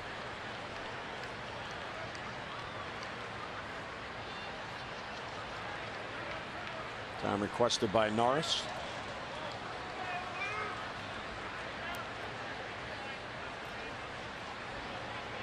Now watching Oliver Drake get loose out there, Buck Showalter was talking before the game, and he brought up a really good point about player development in the minor leagues. Throw behind the runner, and Upton gets back in. When relievers come up from Double-A or Triple-A to the big leagues, pretty close play, but Upton got back in.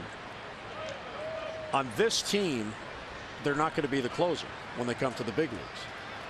So maybe the relievers at the minor league level that might be in the closer role should go into, say, the 7th inning, where they might be able to pitch an inning and a third or an inning and 2/3. So when they get up to the big leagues, they're already accustomed to that role. It makes a lot of sense. Yeah, it does make sense for sure. And if you think about it, last year when no one knew that they were grooming Michael Givens to come up, he was the Bay Sox closer. And then he wasn't the Bay Sox closer. They moved him out of that to get him ready to come to the big leagues. Right, start eating up some innings. And I think there probably is a plan for some of the prospect arms. They probably have that targeted. I don't know that there's going to be many guys that are going to be a closer all the way through and make it. Swing and a miss, good off speed pitch. As the major league closer, they definitely have to build their arm strength. And I mean, winning games at the minor league level, it's important. They're playing to win, but it's really for developing, for here. So if you have somebody, and Oliver Drake might be this somebody, if he could get stretched out, because if you're the closer in the minors, they wait until it's a save situation. You pitch 1 inning. Swing and a miss, 1-2. A nice pitch right here. Good late movement. Working on the outside corner. That's all you need right there. Just cut life on the fastball.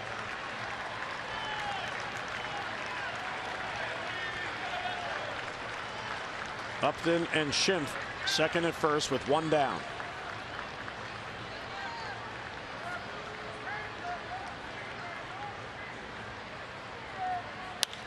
Line to right field. Trumbo over. He'll get there and make the catch, and the runners have to hold. Wilson wins that battle, and 2 men out.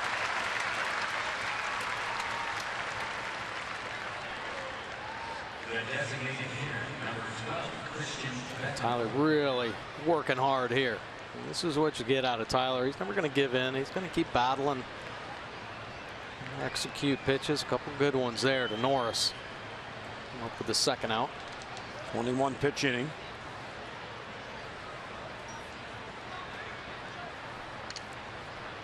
So tonight it's an 8-man bullpen, except Brian Dunsing is unavailable, so it's back to a 7-man bullpen. So listed as an 8-man bullpen. And tomorrow's starter is still TBA. Bethancourt takes low, 1-0.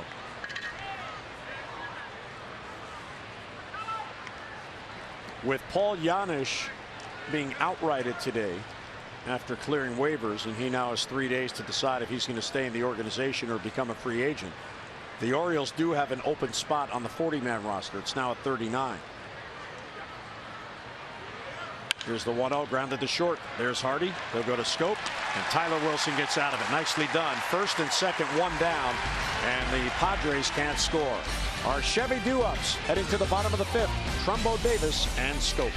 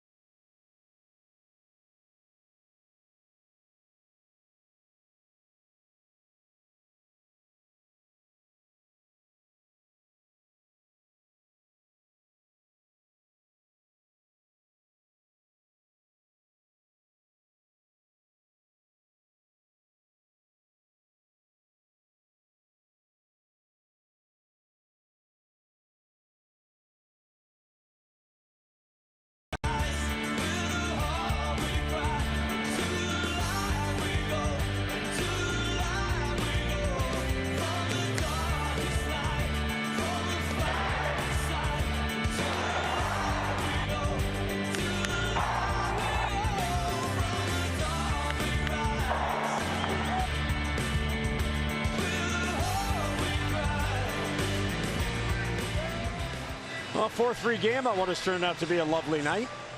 And the Orioles looking to get the win in the opener here. Possibly gain on Boston.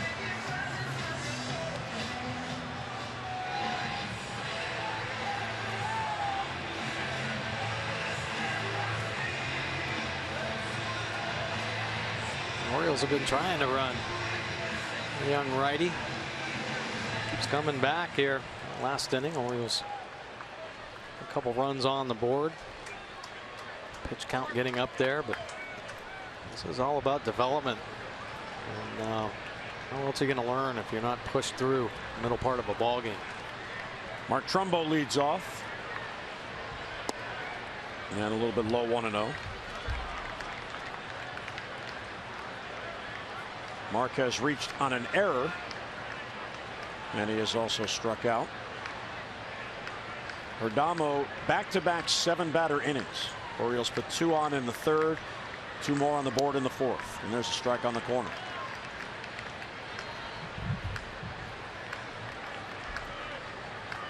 The home run, the 2-run shot by Alvarez put the Orioles back on top. The 8th home run allowed by Perdomo. Inside, ball 2. And again, it was the second time through the lineup for all the hitters except Pena, who walked his first at bat on a 5-pitch at bat, where the Orioles began to look over more pitches, getting a feel of what he's all about. Breaking ball, he hung it but got away. 2-2 on Trumbo. Yeah, it seemed to take that first time through the lineup, and a completely different looking offense now. Last 2 innings, they've really put the pressure on, understanding what he has to offer, the movement on his 2-seam fastball, which is clearly his best pitch. And Trumbo goes down on strikes. Can't reach that breaking ball. So he has struck out twice and 1 away. Well, that's a pretty good slider as well. How about the location on the pitch track? Everything at the bottom of the zone. On the side, good look right there. Boy, that's some pretty late finish. Look at Trumbo.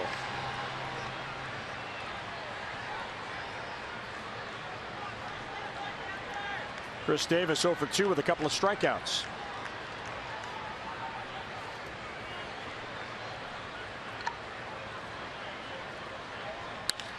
First ball swinging into the shift. There's Solarte, the 3rd baseman. And Davis is a very quiet 0 for 3. And 2 quick outs here in the 5th inning. Visit Orioles.com/auction now to bid on the special Father's Day jerseys and caps worn this past weekend by the Orioles players and coaches. Each item has been authenticated, autographed, and it's available for auction at Orioles.com/auction. The proceeds benefit the Prostate Cancer Discovery Fund of the Brady Urological Institute of Johns Hopkins Medicine. Bidding closes Sunday, 7 p.m. Orioles.com/auction.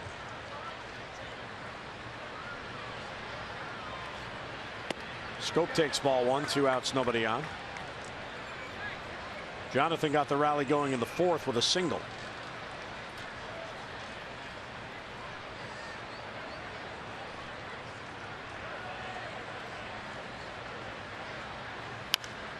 And chopper foul.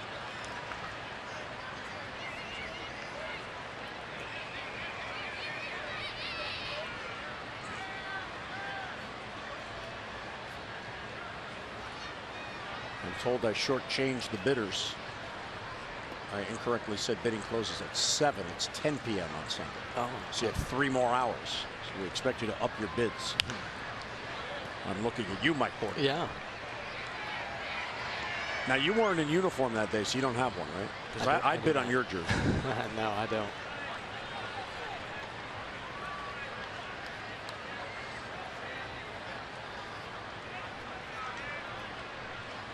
Perdomo, 2 outs, nobody on, and 1 and 2 on Scope.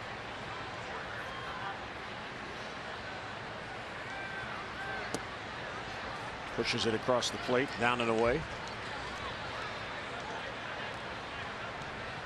He's in his 5th inning. His start last Wednesday against Miami, 6 innings. That was his longest outing of the season. He began the year in the bullpen with 15 relief appearances before getting a start. Ball 3. Jonathan really is showing a lot of patience. His base hit extends his hitting streak to 4 in a row.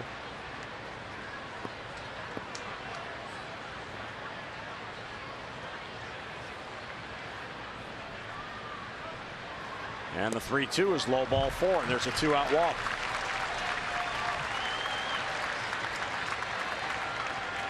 That was the second walk, and each came with 2 outs and nobody on. Yeah, Perdomo tried to reach back and blow it by Scope, 96 miles an hour, but rushed it, ended up spiking the 3-2 fastball.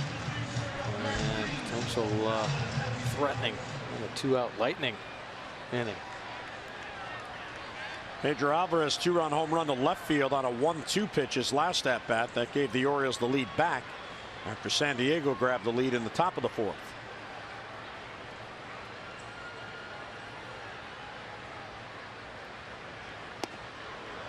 Swing and a miss at the off-speed pitch, 0-1. You see Pedro's home run power zone. Boy, can he cover it. He's hot on every corner of the plate. Elevated fastball. And he drove out to deep left field. Pedro heating up. Expecting more of these home run balls.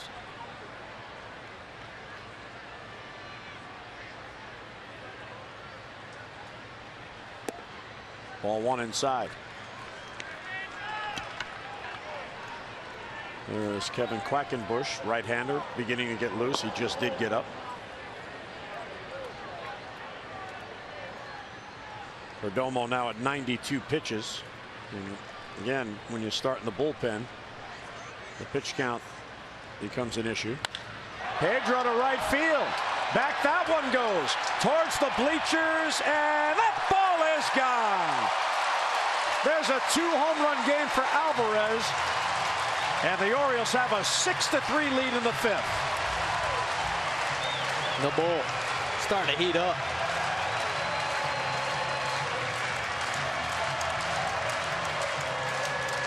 This man led the National League in home runs a couple years ago. And another $500 to our Maryland Lottery contestant of the game, Darnell Gaddy of Largo. Darnell's having a big night, courtesy of Pedro. The Orioles have made some marks here with 2 outs, 4 runs. Adam heard you. He was doing the bull. Yeah. Here's J.J. Hardy. So each walk has come with 2 outs and nobody on and has fueled the rally. Ooh. Think he got that? How about the recoil, bringing the bat back, posing a little bit there. Takes you deep on a fastball, up and out over. Tries to get one in under the hands. Veteran hitter looking for that one. So the Orioles with their 29th multi-home run game. They now have 40 home runs in 20 games in June. They hit 34 home runs in April, 35 in May, and now 40 in June. That's ridiculous. And the 35 in May came in 27 games. They have 40 now in 20 games. Man. Contagious. Multi-home run game. Hardy thought it was outside, 2-2 the count. So Pedro now has 6 home runs and 12 RBIs in June. And that's good production for a player who doesn't play every day. Yeah. Hardy fouls it off. Perdomo on June the 10th against Colorado. That was his second start, had 101 pitches. He's at 98 right here. And he gets Hardy, and that ends the inning. But another damaging blow off the bat of Pedro Alvarez. His 9th of the year, goes high into the night, lands in the bleachers in right center field, and it gives the Orioles a 6-3 lead.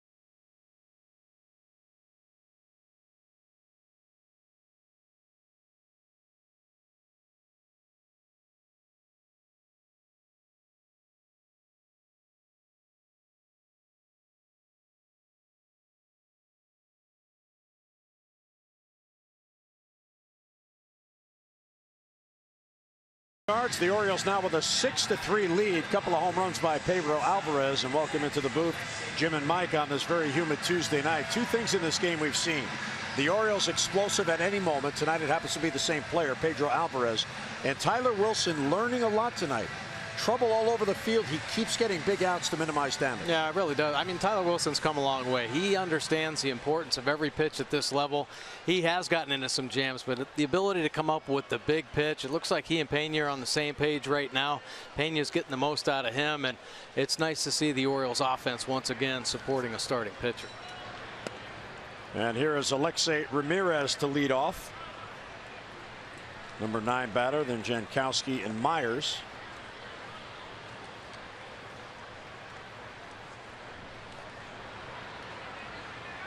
Shows bunt, takes a strike, breaking ball.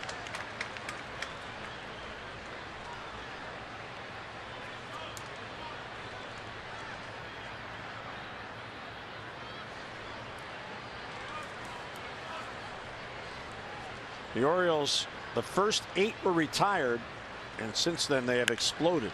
There's a sharp grounder to Hardy, who takes a tough hop and gets it the first one down. How did he do that? J.J. Hardy. I mean, he has no pulse out there at shortstop, makes every play. I mean, this ball took a nasty hop on him, and it's like he was expecting it almost. So he's always in a good position. His glove is always open and low, and he can handle those tricky hops with great ease. Nice play. So that's the key to good shortstops. Don't have a pulse as Michael Givens gets loose. Well, you want to be relaxed. You want to be comfortable out there. JJ is in that Zen mode at shortstop and has been for a few years now, where he just kind of has a great understanding of what the ball is going to do off the bat. Seems like he is always in a great position. The glove is just in a perfect starting position. It's fun to watch him play. And there's a strike. It's 0-2 on Jankowski.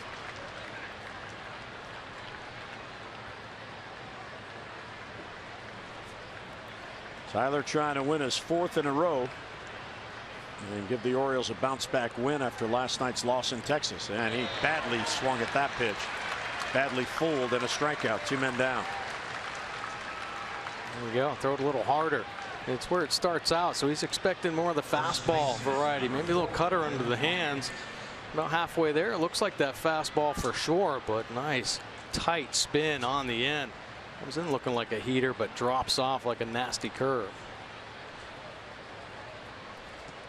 Well, Tyler an out away from his first 3-up, 3-down inning. Will Myers drove in a run with a single in the 4th and then stole second base.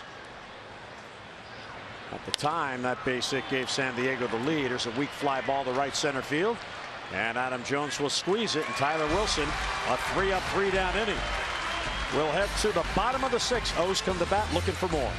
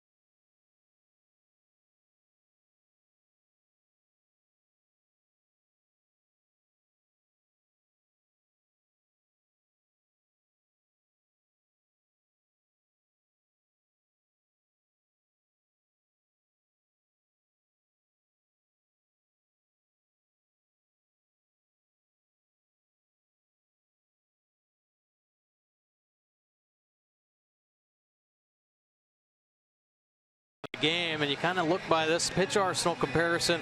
What teams try to do this Orioles offense? Mix in the breaking balls and the changeups a little bit more, but the Orioles offense waiting on them, putting 6 earned runs on Perdomo in 5 innings of work. And now it's time for the Jiffy Lube pitching change, brought to you by Jiffy Lube, where participating stores now do brake services. Stop in and let Jiffy Lube inspect your brakes today.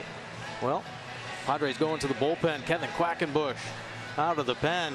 Jim, this is the guy you've been talking about. He was a closer coming all the way through the minor leagues. Now a setup man. Works in some high leverage situations. Fastball 67% of the time. High 80s, low 90s with the heater. Also has the curve to go along with it. 4 wins, 399 earned run average, and holding opponents to a 190 overall batting average. Has given up the 4 long balls out of the pen this year. Yeah, came up through the minor leagues and worked primarily out of the closer role. Buck Showalter over. And Tyler Wilson a pat on the back. Looks like his night might be done as well. And hugs for his catcher. Now, I don't know what Pena may have told him prior to that half inning, but as Adam Jones made the catch for the final out of the 6th, as Flaherty takes a strike, Tyler Wilson turned towards Pena and pointed his finger at him like, "You were right, you were right." So whatever they were working on together before he went to the mound, Wilson executed what Pena may have told him. We can only speculate, but he certainly liked whatever Pena said. Yeah, well, that's the fun part about the game. The little chess match, right? The execution of pitches, the understanding of what potentially the opponent hitter is looking for, and then the ability to execute it. And obviously Tyler Wilson trusting Pena's judgment, and Tyler executing and working it to perfection. Nice outing by Tyler Wilson, eliminating this hot Padres offense to just the 3 runs. 2-2. Quackenbush out of Land O'Lakes, Florida. He's 27. He's had parts of 2 seasons with San Diego. Perdomo dejectedly on the bench. Now what he's learning is, Adam, with the skipper, in the minor leagues you can get away with stuff, and he has great stuff, but in the major leagues they adjust, and if you make a mistake they tend not to miss it, and he saw that tonight. I sure did. Home run on a 1-2 pitch. Flaherty slices it the other way. Upton was shallow, and he's got it for the out. Upton, of course, knows this ballpark well from all his years in Tampa Bay. Those fans, the 2016 Esurance MLB All-Star Game ballot is here. Head to Orioles.com/vote-orange to choose your favorite stars and send them to the MLB All-Star Game presented by MasterCard. With less than 2 weeks left to vote, Manny Machado is leading the voting at third base. Mark Trumbo is close to a starting spot in the outfield. Vote now and you can win an autographed All-Star Game jersey, a VIP game experience, plus you receive special ticket discounts. So vote early, vote often, vote orange. Visit Orioles.com/vote-orange today.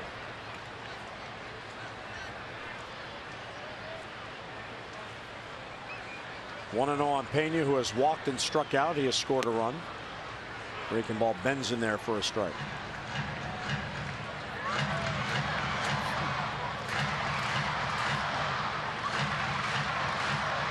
A couple quality veterans there talking shop. Darren O'Day. So Orioles hoping he'll get back soon. Darren O'Day. The Orioles did not hit today. They hit in the cages because of the late arrival. Team charter landed about 3:45 this morning, so the hitters sit inside. But Darren O'Day was out in right field with Richie Mansell simulating throwing, simulating pitching on flat ground. And Richie was in charge. And Pena goes down on strikes. Real good off-speed pitch, and back-to-back outs, 2 men down. Quackenbush known for the breaking ball. A real good one here. Boy, shows itself at the top and on the plate, and biting down and away. Well out of the strike zone. Pena off balance and out in front. Helicopter on the end.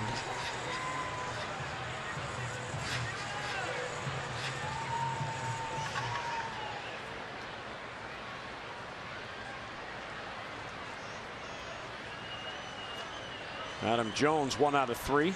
RBI double. First ball swinging, high fly ball to right. Kemp back on it. He has a play. And now moves in. He has it for the out. So Quackenbush has a 3 up, 3 down, 6. We'll head to the 7th at Camden Yards. Birds have the lead. Givens coming on.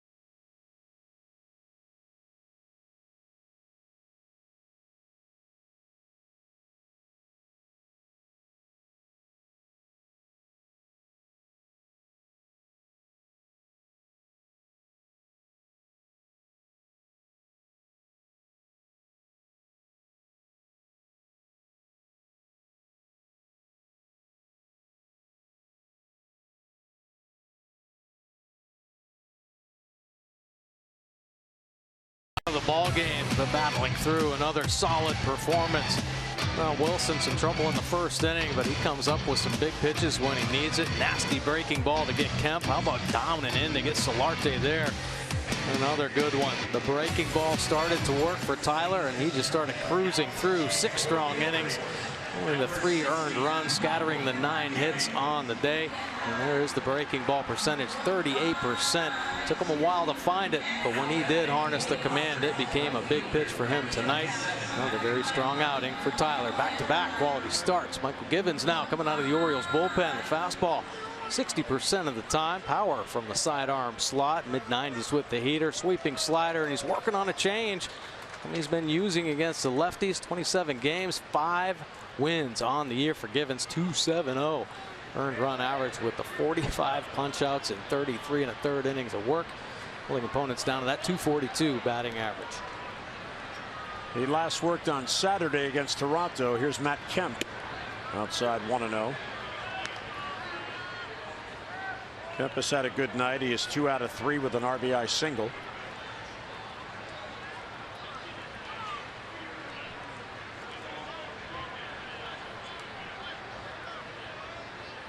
Michael, 2 scoreless innings against the Blue Jays Saturday, just 1 base hit, and he needed that. He had allowed runs in each of the prior 2 appearances. In just an inning and a third, he had allowed 4 runs.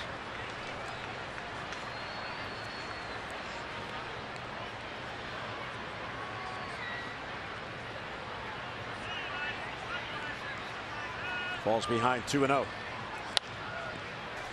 Foul down the line behind Brock, the first base coach.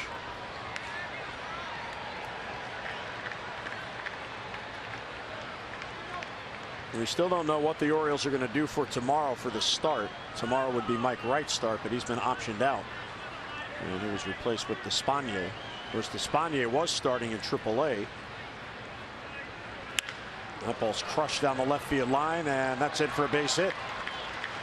Kim over to dig it out, so Kemp heads to second base, his 3rd hit and his 2nd double.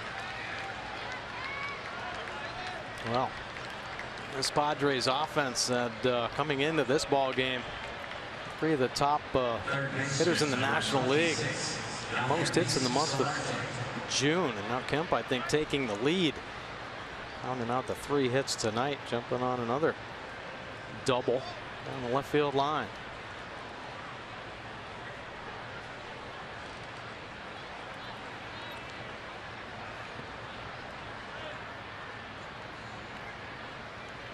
Here's Solarte, the cleanup hitter, outside. So Givens falls behind each of the first 2 hitters. Solarte has singled. He was hit by a pitch and he struck out.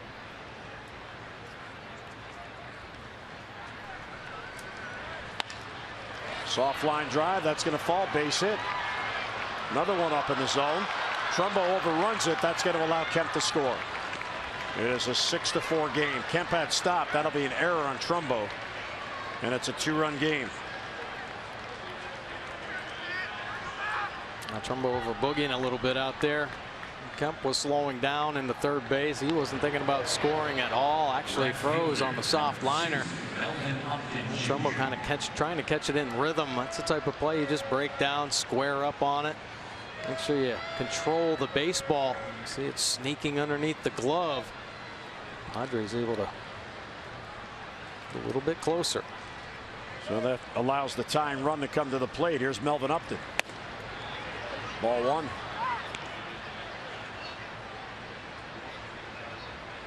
Upton has struck out, popped up to second and singled. So Kemp a 3-hit night. He has scored. And Givens rudely greeted here, back-to-back hits. And he's been behind all 3 hitters. Now he's 2-0 on Upton.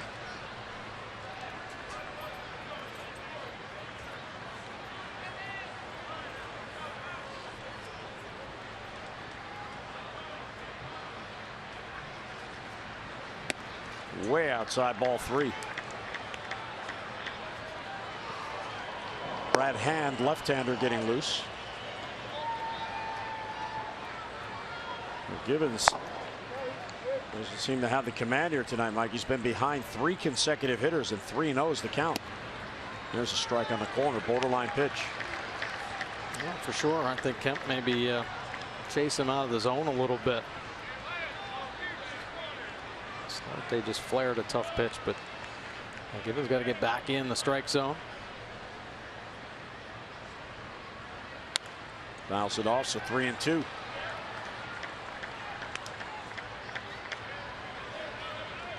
Brad Brock was left behind. He did not go to Texas because he had worked in back-to-back games and wouldn't have pitched last night anyway, so he's available tonight. And Zach Britton, even though he did get up to get loose, he did not get in the game, so he certainly is available tonight. And there's a base hit, another hanger. 3 straight hits. Padres have a run in, and the tying runs are on. Go ahead run to the plate and nobody out. And Dave Wallace is going to go out for a chat. And there are times when Dave Wallace will give a pitcher a piece of his mind. You know, let's go. Let's start screaming on a guy. Get in the strike zone. I wouldn't be surprised if this is one of those times. This is our ball game. Can't let it slip away by nibbling here. You got to lead. Be aggressive. You have power arm with nasty delivery. Get aggressive in the zone. Padres now have 12 hits, 3 consecutive hits allowed by Givens.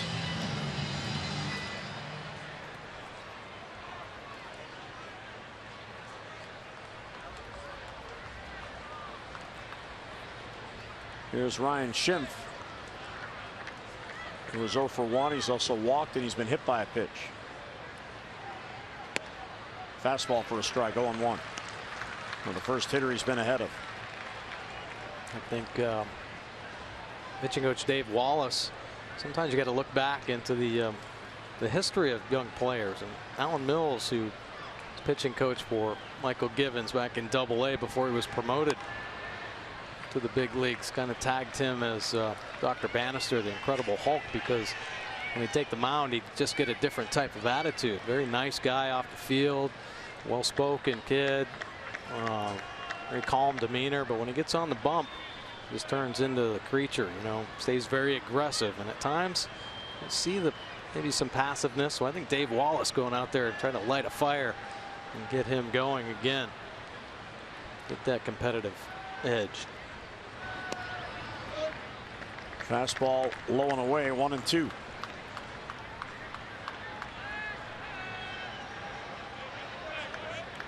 Big moment in this game. The Orioles had a 6-3 lead. It's now 6-4 and 2 on and nobody out.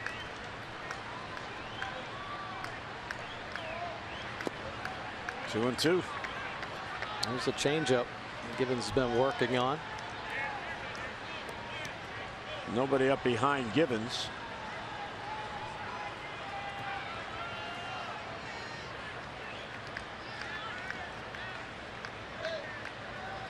Solarte at second, Upton at first. Broken bat, foul ball.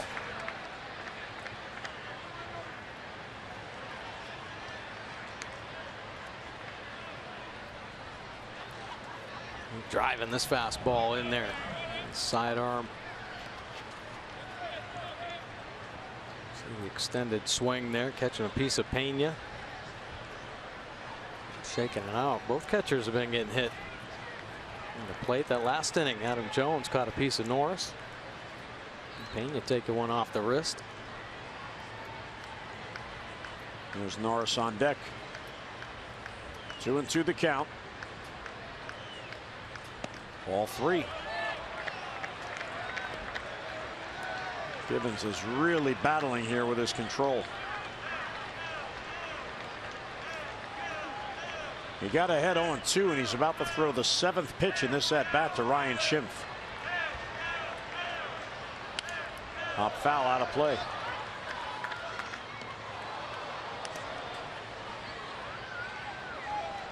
Oliver Drake up for a second time. Just rejoined the team today.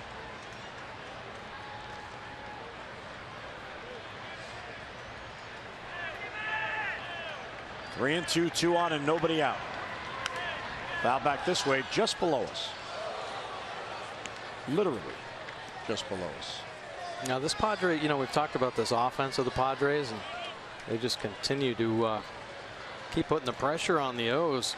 It seems like every inning they've been threatening. Well, not just them driving or hitting the baseball for average, but they've scored at least 5 runs in 5 straight games. So they're putting runs on the board.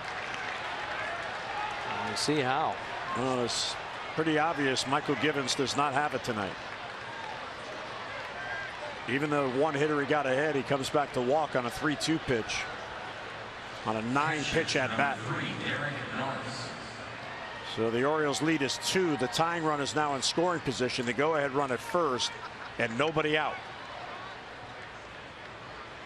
And here is Derek Norris with Solarte, Upton, and Schimpf third to first, with Norris facing Givens. Fouls off the breaking ball, 0-1. That was a good call there by Pena. Yeah, good call. A little surprised at the quality of the swing there from Norris. Upton hit a slider. And Kemp hit a slider as well. Maybe they're seeing it a little bit better. Too many hitters get the good look on a Givens sweeping slider.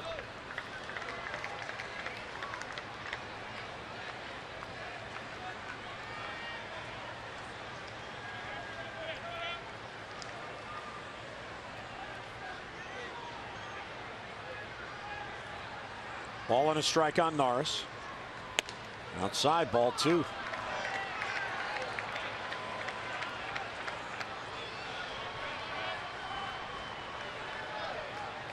This is the big pitch, Mike. You don't want to go 3-1 with the bases loaded.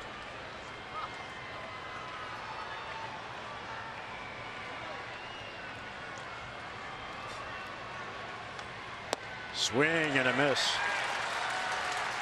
Looked like another slider. Yeah, pretty gutsy call right there. Ends up being a nasty pitch. Morris looking for the heater. Givens, different feel. Shook off to get to that slider. Ball 3. Went back to it again. That time Norris wouldn't chase.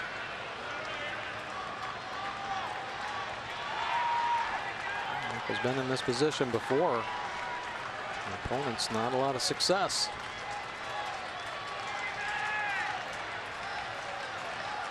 A 3-2, big pitch.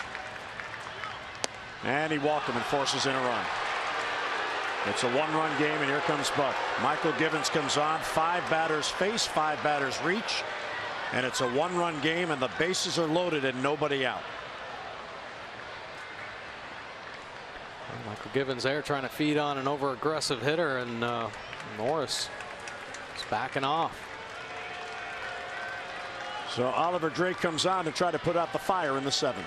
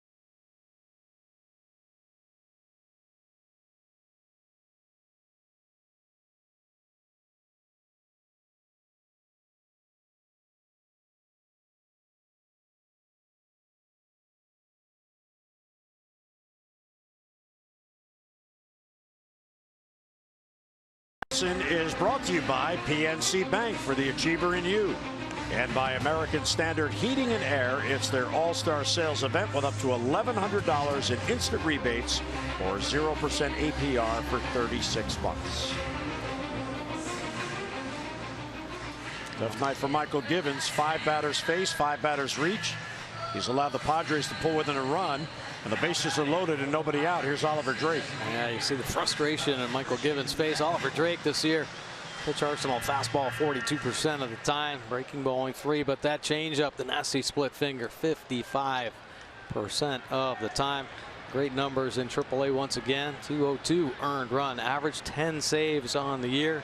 He's been on a pretty good roll. Didn't allow a earned run in his last 14 appearances in AAA. And the breaking ball gets away, the splitter, and here comes the tying run.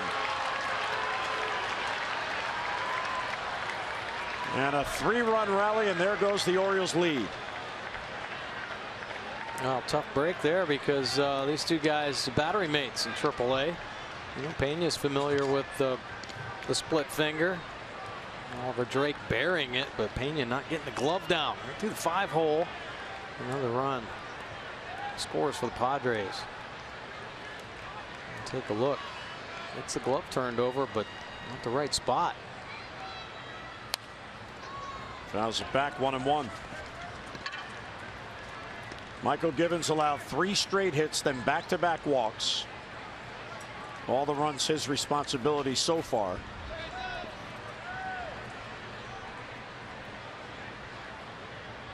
Bethancourt has 1 hit and 3 trips. And bounce foul, 1-2. Now we know Oliver Drake loves that splitter. First one bounced too much, and Pena didn't get the leg down to block it. Skipped right under his glove and back to the backstop. 1-2 the count. And another foul ball. He just got a piece of it. Maybe he got a piece of his foot as well. He sure did. Squared that one up. I think Oliver Drake, a couple different split fingers. He'll throw a split finger that'll roll in there for a strike. See the split finger grip, and then this one, a nasty one that dives down and in. And Bethancourt whistling that one off the big toe. But maybe Pena on that first pitch thought it was just going to be the get me over, not the nasty splitting.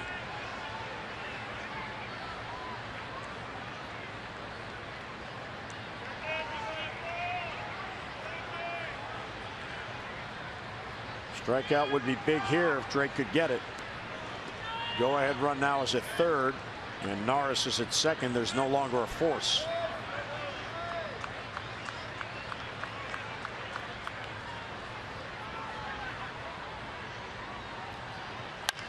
Bouncer to Scope. Runners coming to the plate. Jonathan bobbles it. He'll take the out at first, but the Padres have the lead. A 4-run inning, and San Diego goes up 7-6. The Padres going on contact there.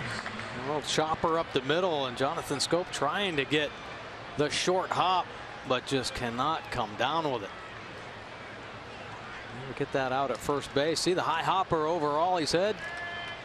And catching Jonathan Scope off the heel. Schimpf on the run, right on contact, able to score easily on the bobble. So the infield drawn in now with 1 down. Here's Alexei Ramirez, and he'll take low.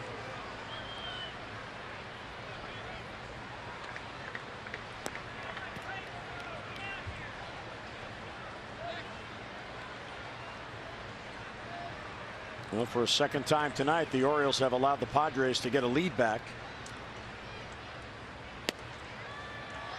And a strike. That time it came with a fastball.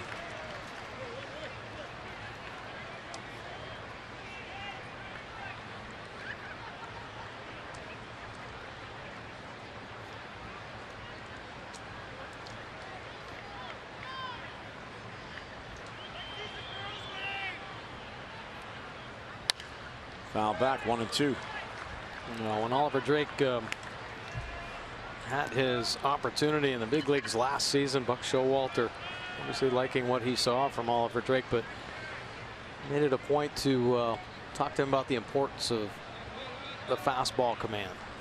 Sure, he's got a great split finger, and it certainly got him here to the major leagues, but you better be able to locate the heater. Well, big strikeout there for the second out. Take a look here at the Mercedes pitch track. A split finger after working a couple down in the zone. This one just kind of floating up, staying in the middle. But there is the split finger grip, getting it on the side of the seam. Great late movement, getting Ramirez out in front. Presented by Mercedes-Benz, the best or nothing. Travis Jankowski now, runner at third and 2 down. Flaherty's going to play up tight, trying to fend off a bunt. A little bit low, 1-0.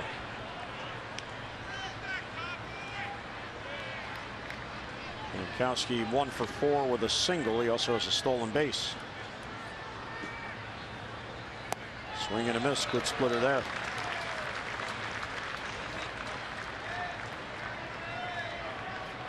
The wild pitch allowed the tying run to score, and the RBI ground out allowed the go-ahead run to score.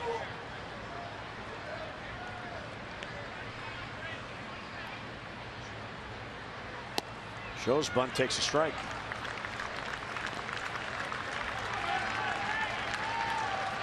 Well, that's the one thing about Oliver Drake. He has that strikeout pitch.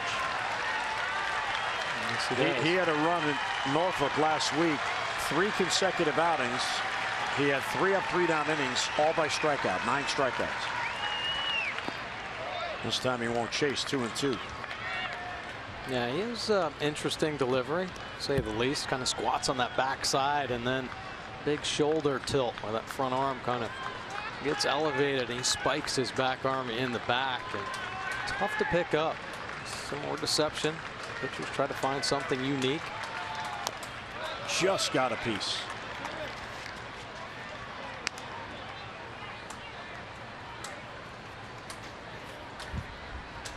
A 4-run inning for San Diego. Andy Green's club twice has come from behind to get leads in this game. Low, ball 3.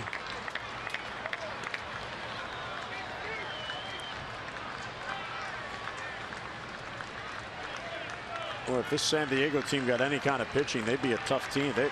They really work the count, and they scrape out at bats. They grind it out. Norris at third with 2 down. And that's low, ball 4. Jankowski just wouldn't chase that pitch under the strike zone. And we're talking about this Padres team, June snapshot about this offense, especially the batting average 285. That's first in the National League. And how about the runs per game? 5.4. And here tonight they've just thrown a 7 spot up on the Orioles. 23 home runs, but the pitching is where they've had a little bit of a problem. Starting earned run average 5.59. That hurts, and the bullpen has had their inconsistencies as well, but the offense certainly clicking. The Orioles were well aware of that. They were hoping they could match them offensively. Plenty of time. Will Myers takes a strike, fastball. He is the 9th Padre to bat here in a long, tough 7th inning for the O's. Myers' single came in the 4th inning, and it drove in a run.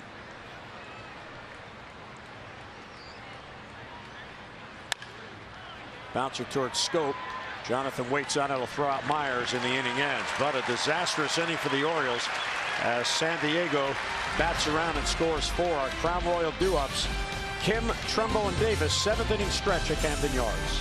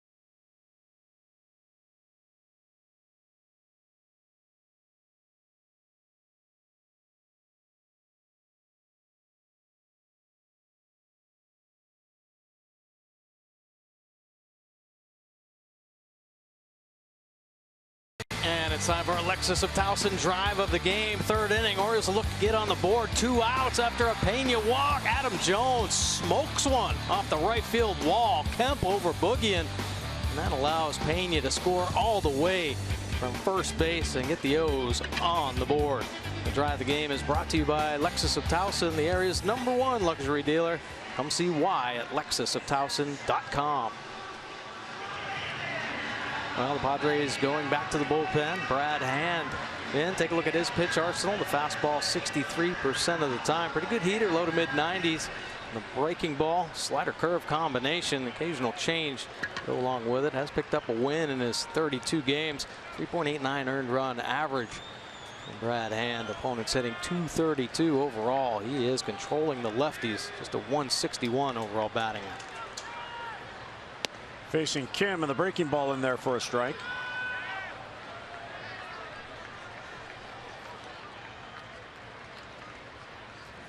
Kim has an RBI single in 3 trips.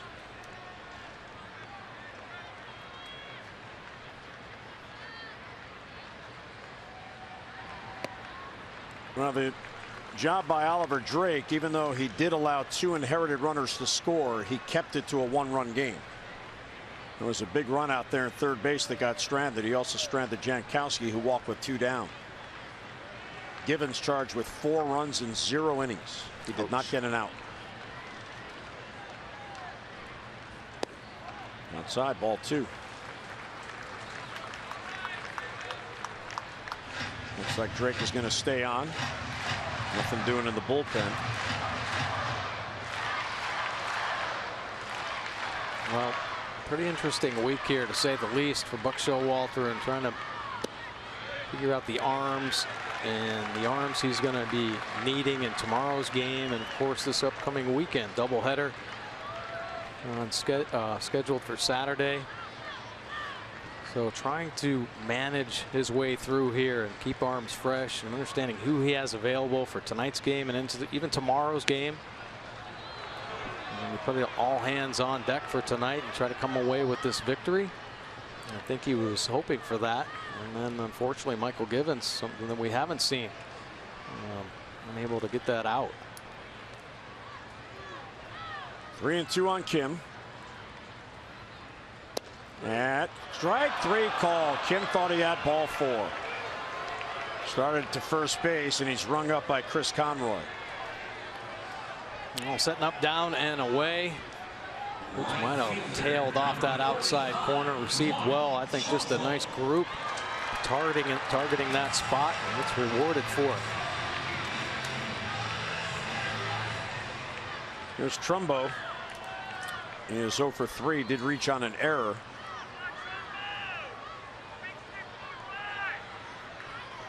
This will be a good spot to end his home run drought, which is now 54 consecutive at-bats.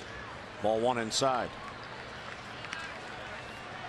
Hand came up with the Marlins, and the Padres got him on a waiver claim in April after the season had begun.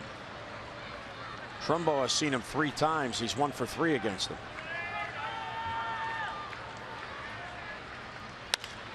Bouncer to short, charging Ramirez, and 2 down in the Orioles 7th.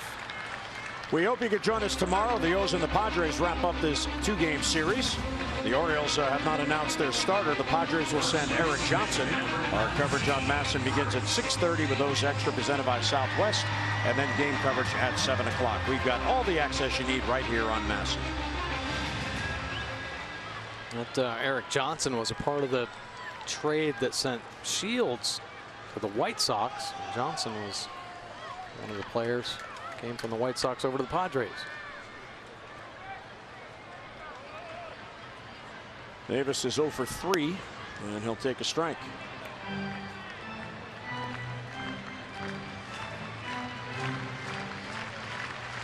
Two strikeouts and a ground ball into the shift.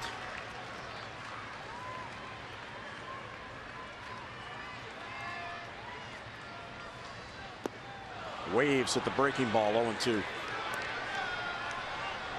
Pretty good breaking ball there. Ryan Buchter, another lefty, getting loose.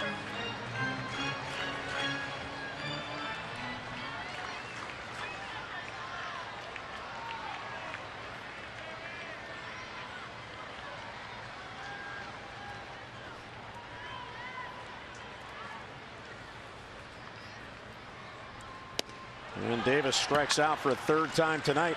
3 pitches, 3 up and 3 down. Go the O's. We'll head to the 8th. Third's down by a run.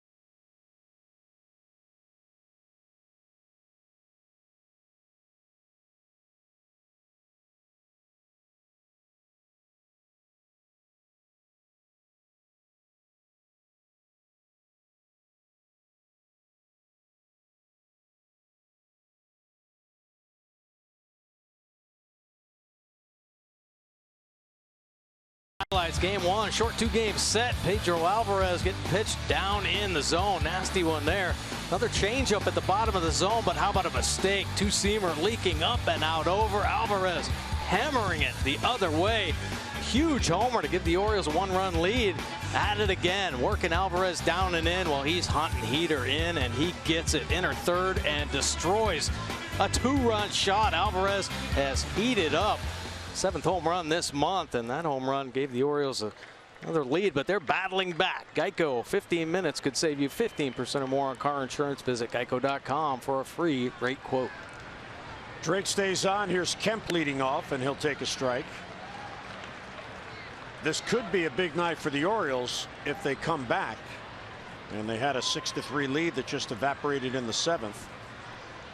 Boston has lost, Toronto has lost, Tampa Bay has lost, and the Yankees are losing in the 9th inning. Wow. So an Oriole win, they would gain a game on every team in the division, but they trail by a run with 2 at-bats to go. Well, they're a late inning team for sure. One of the best in the American League at coming back, winning ball games. Just inside. Kemp got that rally going with a leadoff double against Givens in the 7th. Michael was behind every batter except for one, Schimpf, and he eventually walked him as well. He faced 5 batters. He allowed a double, a single, a walk, and a walk. 4 earned runs without recording it out.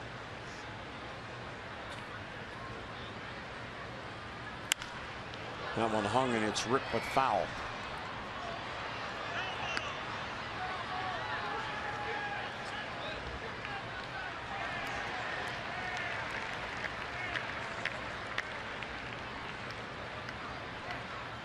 First appearance of the year in the big leagues for Drake.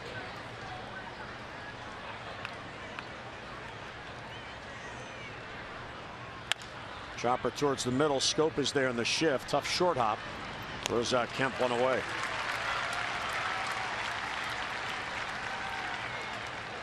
Well, like that, I think retiring Kemp in and of itself success here. He's had a big night, a couple doubles. Keep him off the bases. Here's Solarte, who's singled on a hanging breaking ball. He's had a good night. He's 2 for 3. He's also reached on a hit by pitch. Tyler Wilson, a no decision, 3 runs in 6 innings. And a strike, the splitter.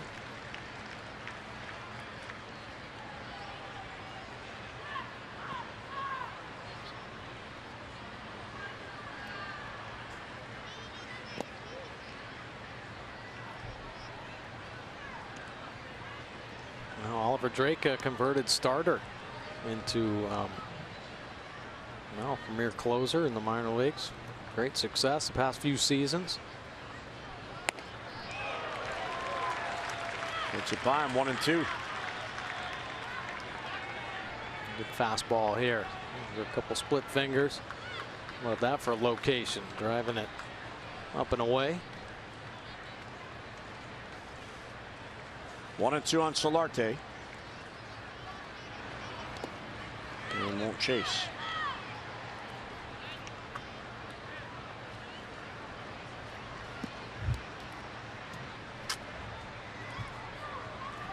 Solarte out of Venezuela. He's 28 years old. The Padres, his 4th professional organization. Minnesota, Texas, the Yankees, and San Diego. He finally made it to the big leagues with the Yankees in 2014. Made his debut in April of that year. And then in July, the Yankees traded him to San Diego as part of the deal to get Chase Headley. He had played 679 minor league games in 10 seasons before finally making it. Chopper to first. That is a foul ball. Yeah, and he took advantage of his opportunity with the Yankees, right? Remember how hot he got off to get such a good start? Yeah.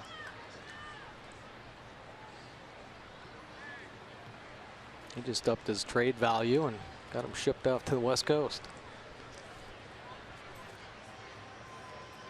Well, the Padres shedded the contract of Headley, and they got a younger player that they hope they could help build around. And he is a switch hitter. Well, that is definitely a bonus. Count holding 2-2. Fouls back the 7th pitch in this at bat. He has been a pest.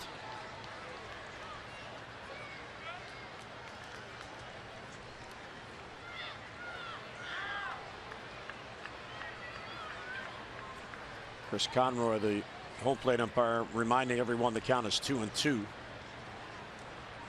And the pitch is pulled into the shift. Backhanded there by Flaherty, and he'll get Solarte. And finally, on the 8th pitch of the at-bat, Drake gets his man and 2 men down. Tricky little play right there for Ryan Flaherty. All kind of changing speeds and dying. But sticking with the backhand. Moving all over the place. So tough on infielders now. You better be a versatile player with all the shifts, the different looks. Moving from the right side to the left side, in, back. Ryan, one of the best in the business at his job. Melvin Upton, part of that rally in the 7th with a single and a run scored.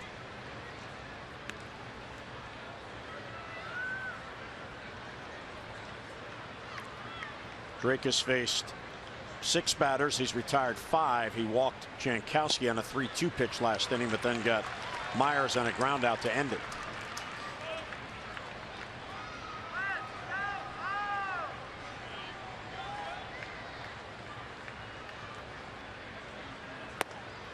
Can't reach the splitter. 1-2. Nice one there. Located well outside corner. Dive bombing. When it gets to the plate. Struck him out in a 3-up, 3-down 8th inning. Outstanding work by Oliver Drake. We head to the bottom of the 8th. Birds come to bat looking for a run.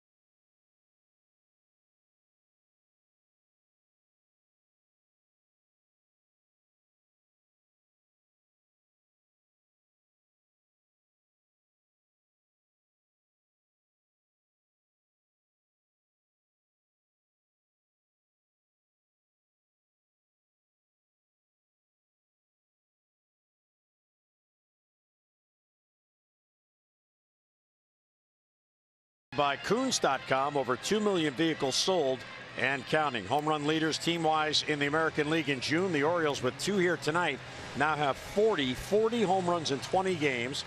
Blue Jays have 35, Texas at 33, then the Indians with 30, and Tampa Bay with 29. The Orioles began the night leading the league in home runs, and they've added 2, now have 109 on the year. And they come to bat in the 8th, down by a run. 7-6 game. Ryan Buckner comes on, another left-hander for San Diego. Yeah, take a look at Buckner's pitch arsenal. The fastball 93% of the time. He likes it. Nice life. Low to mid-90s with the heater. Occasional breaking ball. Only 6% of the time is a curve. Rare change. 3-1 win. 174 earned run average. 45 punch-outs in 31 innings. And only 13 walks. Power arm. Opponent's hitting just 163 off Buckner. And here is Jonathan Scope to lead it off. Alvarez and Hardy will follow. The Orioles down by a run in the 8th. Fernando Rodney The veteran is the closer for San Diego. Orioles certainly have seen him quite a bit in his years in Tampa Bay.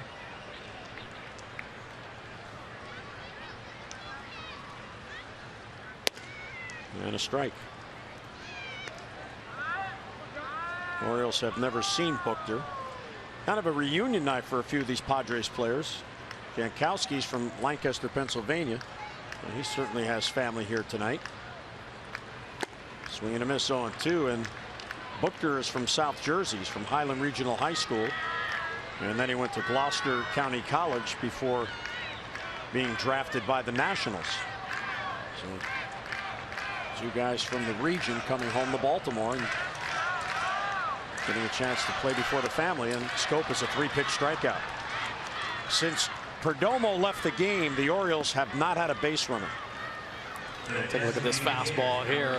Orioles going to see primarily all fastballs, and their goal to try to lay off this high heater. Looks enticing, but a little extra life up through the top of the zone. And Jonathan Scope swinging through that heater.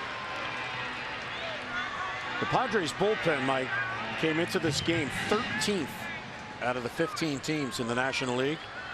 And the Orioles haven't had a base runner against the 3 relievers so far through 2 1/3. 7 outs, 4 by strikeout. Ball 1 bounces away from Norris. Maybe got a piece of him. Oh, turned his head. Come on now. Should know that as a catcher. Not supposed to turn the head. Got a face mask. Here it is. Tries the backhand pick. The spike breaking ball. Turns the head and catches him right in the ear. That's not good. Man. Took a backswing off the back from Adam Jones, and now ball up off the side of the head. Some ringing in his ear right now. So he turned to try to backhand pick it and turns the head and just squares him up on that left ear. Man.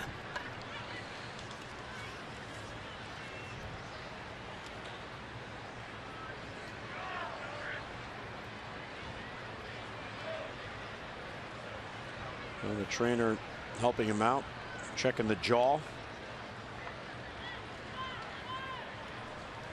Keeping his forehead in place. Do that. Hopefully okay, man. It looks bruised, doesn't it? It's a little discolored. Heck yeah.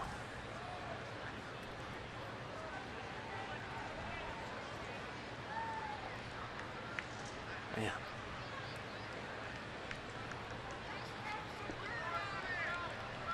I'm okay. Yeah, these guys are tough.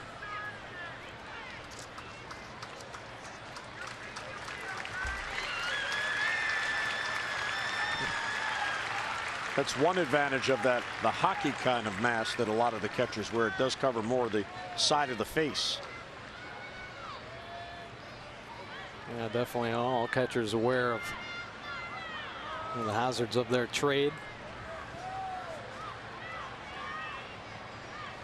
Alvarez does not get a lot of at-bats against left-handed pitching. He's just 2 for 18 on the year.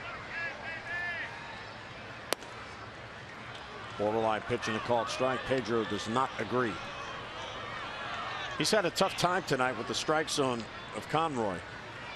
Although in the 4th inning, he took it out on the baseball when he fell behind 1-2 and then homered on the next pitch. Yeah, you see the pitch track there. That last fastball well down and away off the plate. Off the end of the bat, over is Kemp, and he has it for the out. So 2 down, and his Padres bullpen has retired 8 in a row since the starter Perdomo left. Zach Britton getting loose to work the 9th.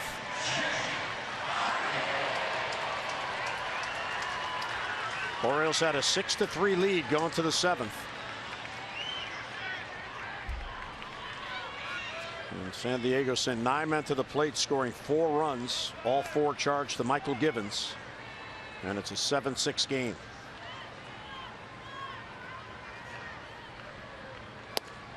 Strike 1.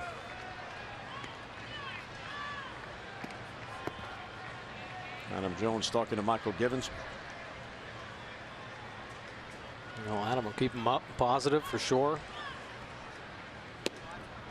I mean, he's been so good. Oh yeah, you know, absolutely. Just one of those nights where he just didn't have command. And unfortunately, he didn't have command of either pitch, the fastball or the slider.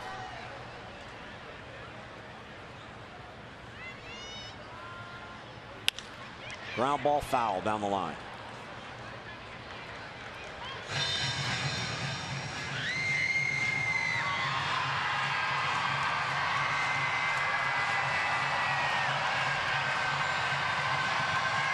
All 6 runs charged through Perdomo, the starter. Quackenbush had a scoreless 6, 3 up, 3 down. Hand the scoreless 7, 3 up, 3 down.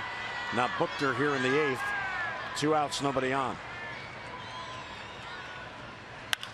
And there's a base hit for Hardy. And the tying run is on with 2 down.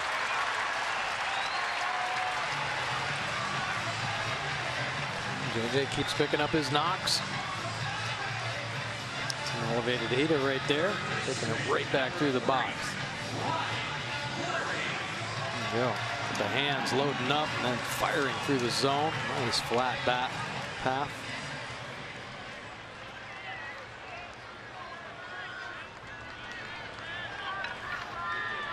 Here's Ryan Flaherty. Ryan has a base hit in 3 trips.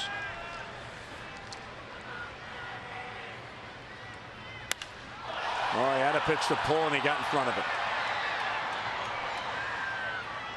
Well fouled. I like that though. I mean, you pretty much know when you're going to get. Sell out on the heater. You catch it right.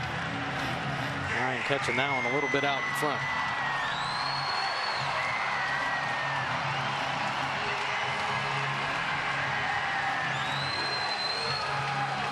For Flaherty, this is only his 12th at-bat against a left-handed pitcher. He is 4 for 11.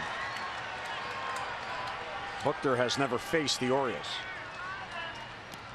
In the dirt, it gets away. Tying run to second base. And Norris a little non-committal there on that glove side. Wearing one in the left ear earlier in this inning. A spiked fastball. Kind of keeps it down there. He does really half-hearted effort on that. Padres closer Fernando Rodney. It's been quite a pleasant surprise for this team. So the tying run is at second base. Now with the roster move today, with Giannis being outrighted to AAA, the Orioles do not have a backup infielder on the bench. Their bench tonight is Wieters, Reimold, and Rickard. But Alvarez, who's DHing, he could play third base if needed. Orioles have the tying run at second base with 2 down. Outside, 2-1.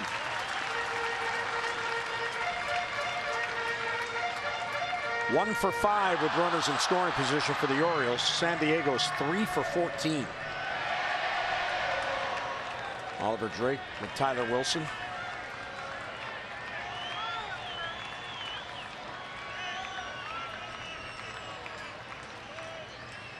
And Buchter steps off.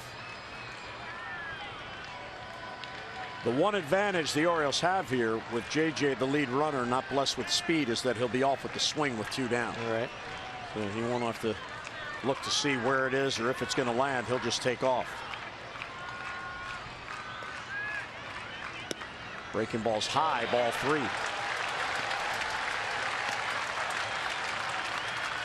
Ryan Flaherty's really coming on. He's got a 3-game hitting streak now with his base hit tonight. 14 hits in the month of June. 3-1 the count. Ball 4. So after 2 outs and nobody on, a single and a walk.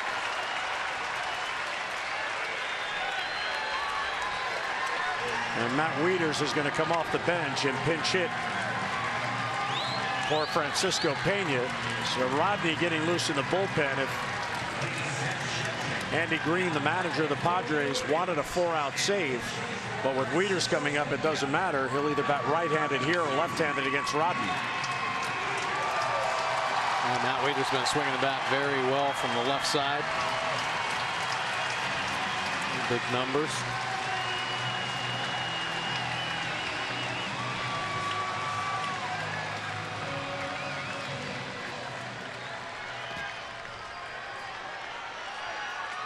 And a chance to get even here in the 8th. 2-out rally in the making.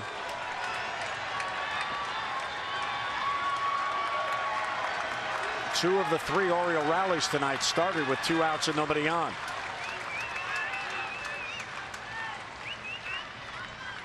Ball 1.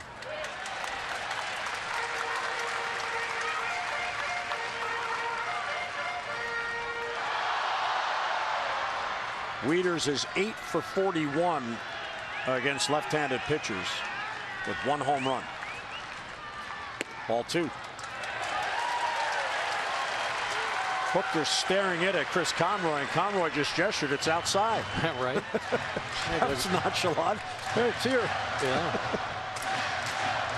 He works well off the inside corner and then tries to open up the outside edge, but he's off another 3 or 4 inches there. Ball 3. Adam Jones waits on deck.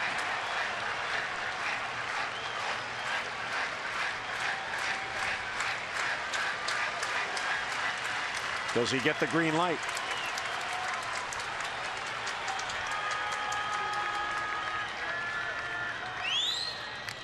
He did. And he found it off the mask of Derek Norris.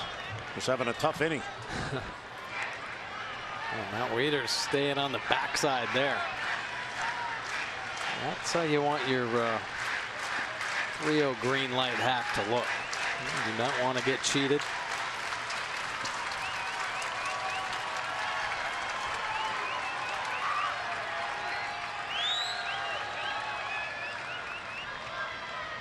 Ball 4 gets away from Norris and the bases are loaded.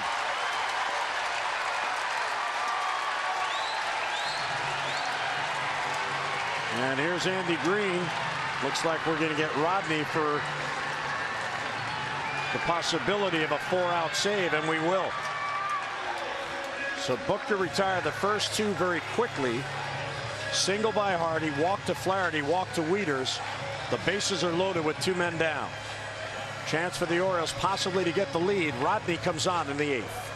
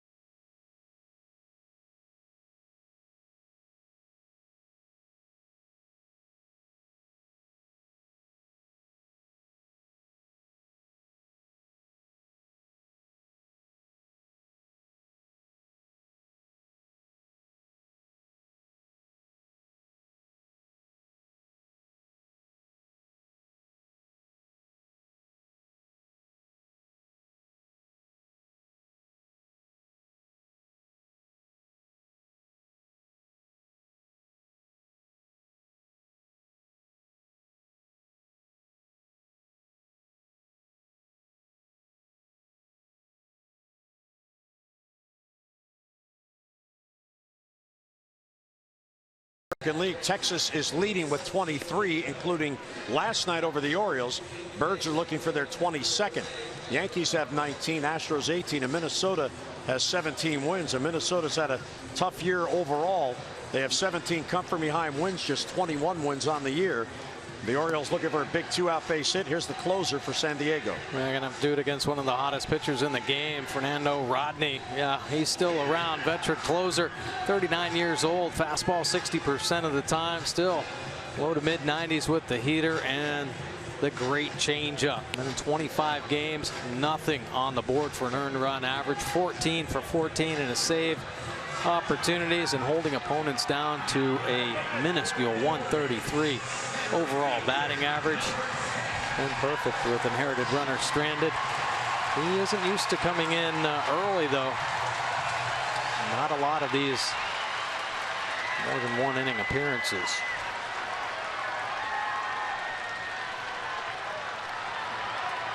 So Adam Jones, you see the numbers against Rodney, 4 for 15 with an RBI.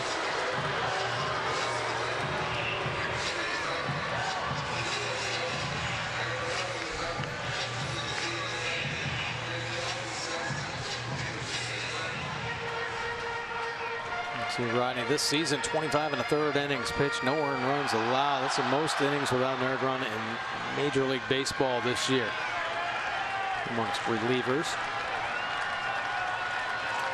Hardy the tying run, Flaherty the go-ahead run, Wieters at first, and 2 down. And he's out in front of it and pulls it foul.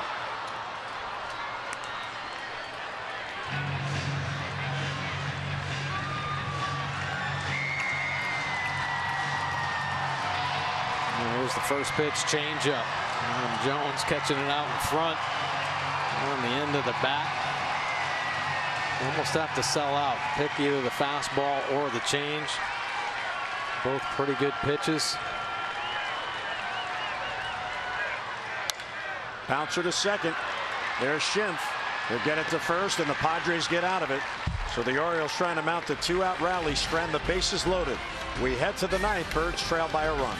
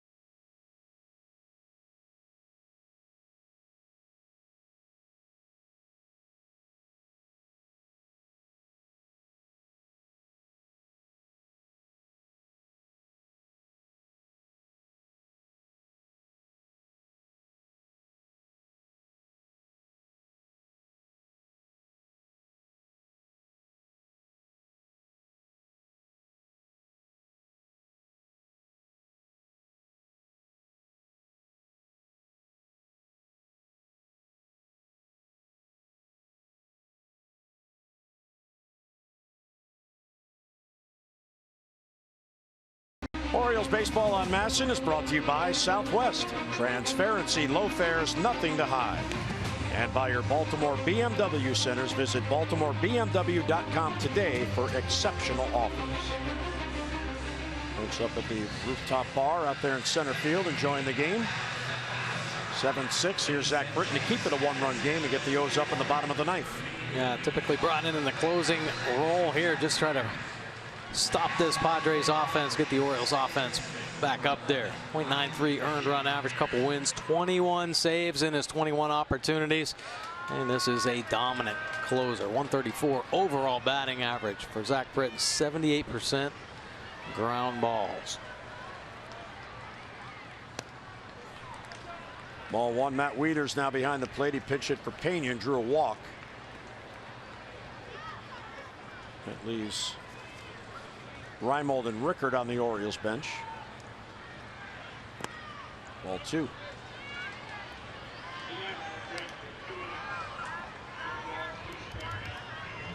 Zach got the save on Saturday. He loaded the bases before he did, then got a double play ball to end it. That was against the Blue Jays. And a strike at the knees.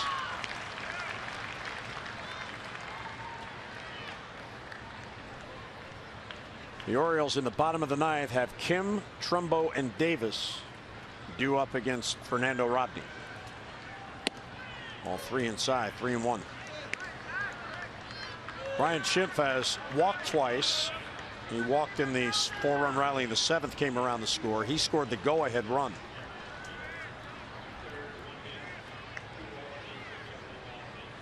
Swing and a miss, good sinker, 3-2. Pretty nasty. Work yourself to a 3-1 count. Guaranteed a fastball, but you're not guaranteed a straight one. Coming in, moving all over the place. And a great location as well. Strike 3 called right at the knees. One away in the ninth. Well, Schimpf not liking the call, but take a look at the group of pitches on the pitch track. That's called filling it up. And he catches the corner here. Another good fastball.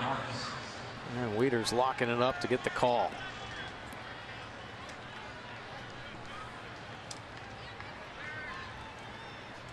Here's Derek Norris, who's had a productive night.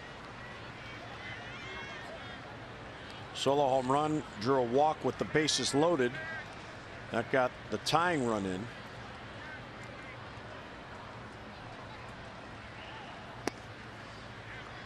Breaking balls low.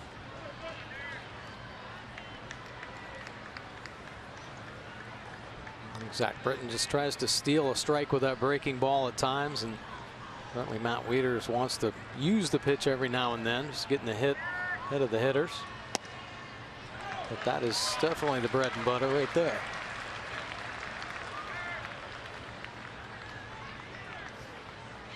Norris has seen Britton, as you see Rodney collecting his thoughts on the bench. He is 0 for 5 against Britton is Norris. Swings through it, 1-2.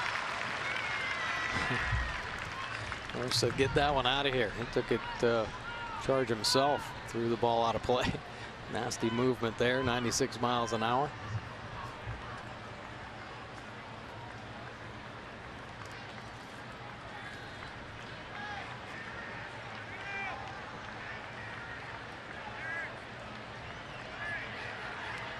And bounces it past Wieters all the way back to the screen. Fans, visit MASNsports.com/CareFirst to vote for tonight's CareFirst Fearless Player of the Game. Live fearless with the name trusted for over 75 years. CareFirst, Blue Cross Blue Shield.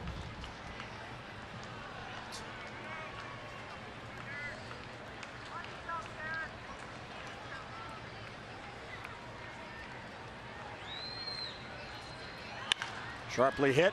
Flaherty knocks it down into foul ground, and Norris is going to reach. Ryan was up tight. That ball was blistered right to his glove. And an error on Ryan Flaherty, the Orioles' second error in this game. Yeah, a little surprised he's up that close. Ryan kind of moving the feet, but that ball gets on him hot. And you kind of see when you're playing that close, the ball moves a little, hugs the grass, and kind of hooks away. And Ryan's glove not in the perfect position. Actually pushing that one into foul ground. 2 errors in the game. Orioles now have 41 errors. They have not had the consistency with their fielding this year that they've had in the past years. They began the night 10th in the league in fielding. They were normally first, or at least first or second. Kind of snowballed, got a little out of control when Hardy went on the disabled list. And a base hit the other way against Britton. So Bethancourt, the other catcher, is getting a chance to DH tonight, has a base hit, and he's got a 2-hit night.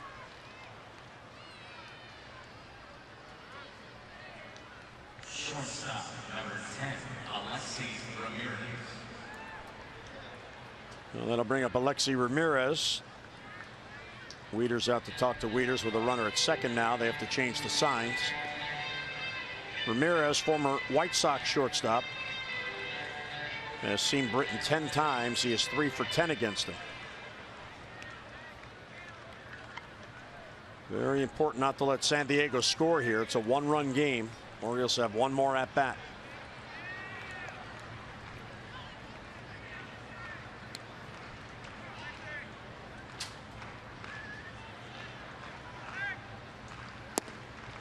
And it's low, ball one.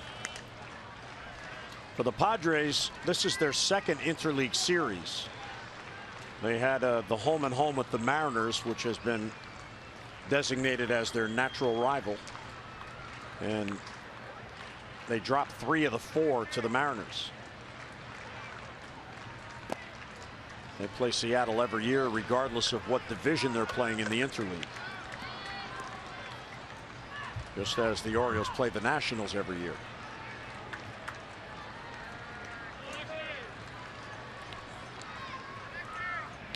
Will Myers and the Padres have come from behind twice and have a 7-6 lead. Blows it by him. Ramirez had no chance on that. I see the smile on his face.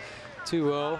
It's cookie time. Well, there it is, and then it trap doors at the end. Great late movement. It's moving enough. Keep it off the bat head.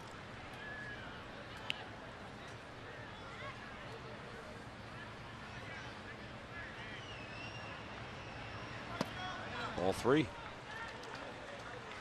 In the game on Saturday, Zach allowed a hit and walk 2 to load the bases. In this inning, Norris reached on an error by Flaherty and then the single. And now he's 3-1 on Ramirez, who is the number 9 batter.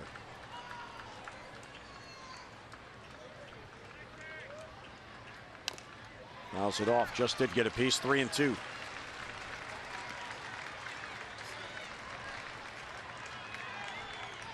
There you go. A good hitters count. Ramirez just can't get to the fastball. Good movement.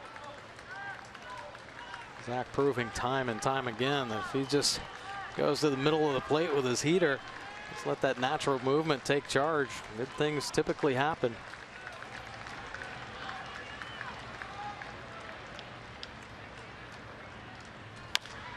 Bouncer, foul.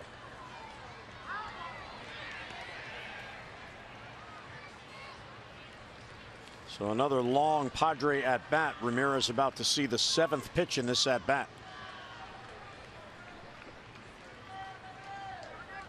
The other 4 AL East teams have all lost tonight. The Orioles can gain a game on all 4 if they come back in the bottom of the 9th. And they have the right part of the lineup due up. Runners take off, swinging a ground ball and a base hit into left field. And an insurance run will score for San Diego. Ramirez, the number 9 batter, comes through, and it's now an 8-6 Padre lead. Well, that one hurts there. Squares this one up. Runners in motion. Kind of gets Flaherty to move a little bit and then hammered through the 5-6 hole. Norris able to walk home. Espana now getting loose. Zach is at 20 pitches. Buck certainly doesn't want to lose him for tomorrow if it's a save situation. So back-to-back tough outings for Zach. He did recover the other day and get that double play ball to earn the save. But that is a huge run for San Diego, and they're not done yet. Yeah, I'd like to get the double play ball here, but better watch out this 1st and 3rd situation. Showing bunt, and he takes low. Oh, good speed there. The safety squeeze. Put it down. Push it out towards second base. And there are a lot of options here. Of course, National League. You see more of that traditional type of baseball where guys are moving around, put some pressure on defenses. Once a foul, bounces up and hits his leg. That was the safety squeeze. 1-1 the count. So Norris, who scored, reached on the error by Flaherty. It would have been a tough play for Ryan. That ball was blistered, but if he makes the play, it would have been 2 outs and nobody on. Ryan's 3rd error of the year. Opening the gates in this inning for San Diego. He bunts. Safety squeezes on. They're going to get a run. Schoop's only play is at first. And Jankowski on the sacrifice bunt for an RBI. It's a 2-run inning, and the Padres now lead at 9-6. Well executed. Showed it 3 times and then executed it perfectly. Taking it with him towards Jonathan Schoop. Absolutely nothing the Orioles can do there except take the out. So Zach will leave to save him for another day. Despaigne comes on with 2 runs in and 2 outs in the 9th.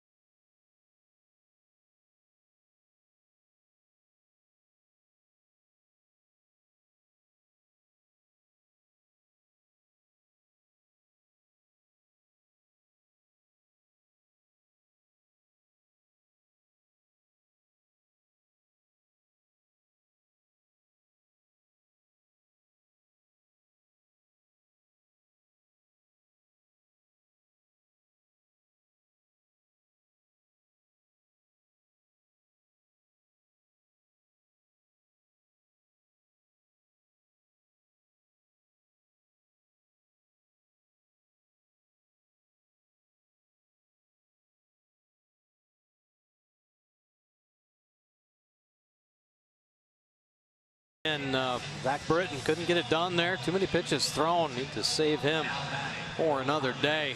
Despaigne featuring the fastball 66% of the time, and breaking ball and the change, but he'll show you a lot of different looks. He can pause, hesitate, do many different things to manipulate his delivery, in turn making the deception level a little bit higher on hitters, holding opponents to that 278 overall average. Well, Despaigne, the former Padre, Orioles got him in a trade. Ramirez at second base with 2 down. A 2-run inning and a 9-6 lead for San Diego. Ball 2. Despaigne last worked on Sunday. He allowed 2 runs, 1 earned on 2 hits to Toronto.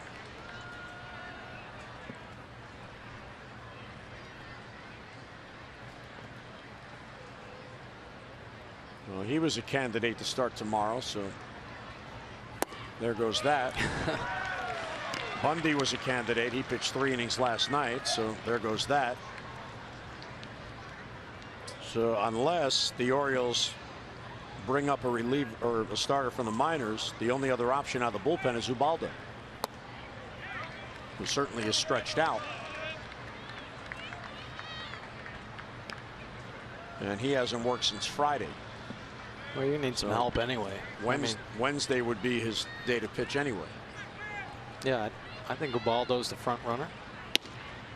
Strike on the corner. But you're gonna need length.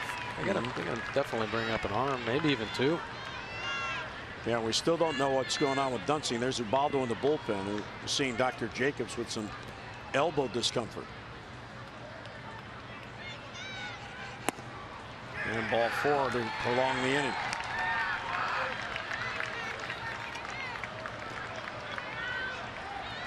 That is the 5th walk allowed by Oriole pitching, and Tyler Wilson hit 2 batters, so 7 base runners without putting the ball in play. 5 walks and 2 hit batters.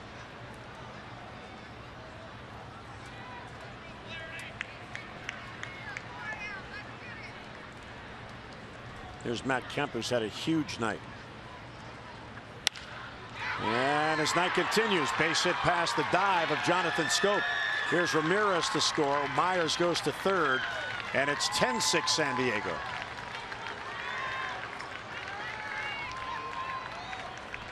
Kemp squaring balls up all over the place. Using the whole field. He's hooking doubles down the left field line. Driving this one past Jonathan Scope, staying on the sinker. Ball's whistled out there, cutting away from a diving effort.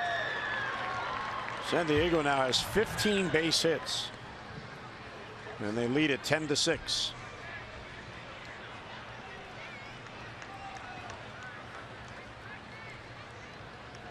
Here's Solarte, the 8th batter to come up here in the 9th inning.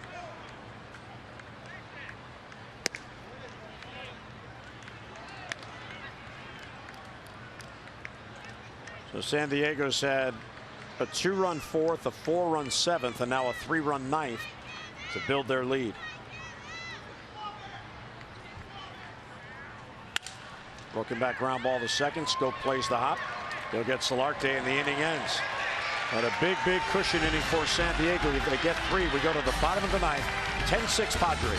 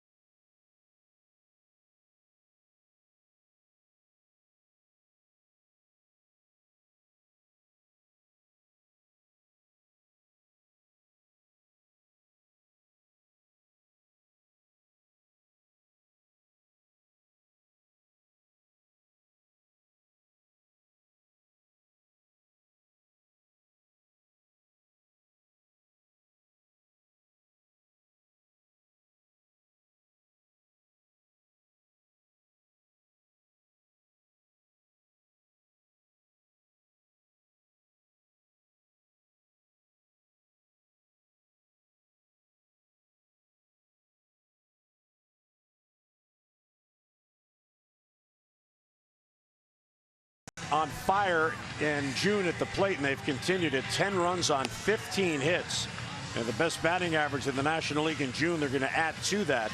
They've been averaging 5.4 runs per game in June. They're going to add to that, and their closer Rodney can earn a save as he came on in the bottom of the 8th with the bases loaded and 2 down, and he got Jones to ground out to end it. So it was a save situation when he came on. He gets 3 outs here. He'll still earn the save, even though it's now a 4-run lead. Well, I don't know that the Orioles are looking past this Padres team at all. I think they're well aware of what this team possessed, how hot they had been offensively, and they knew they had to execute. And unfortunately, they didn't execute well enough to keep this offense down. You know, the Orioles offense putting up 6 runs. Typically, that's enough. The Padres kept coming back. Strike called, lower end of the strike zone. Kim 1 out of 4.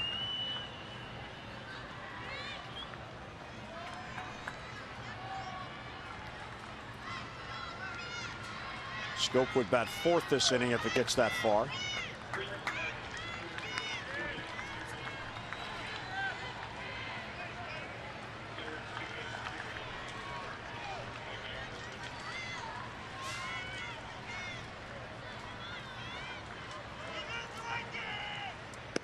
Outside, ball 2.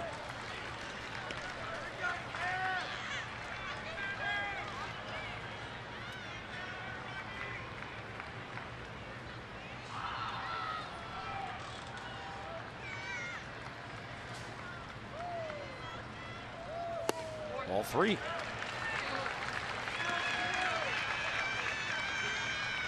Oh, like that. You know, the offense isn't going to go quietly. A lot of damage late in ball games. And good to see that Kim's not in any rush. He's taking his time, patient at bat. Sheesh. It's the second time tonight we've seen that. Last at bat in the 7th inning, Kim started at first base and was called out. He's trying to get on to put some pressure on Rodney, even though it's a 4-run lead.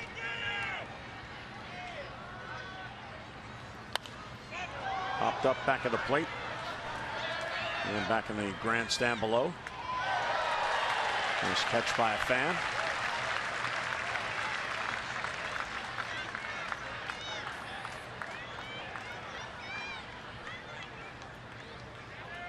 And Kim about to see the 7th pitch in this at bat, leading off in the Oriole 9th.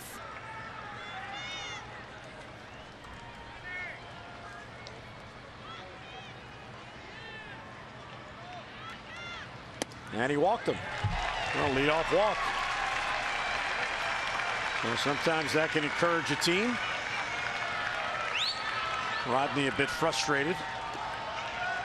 Well, it's just each guy now putting together a good at bat. You know, really seeing what's happening.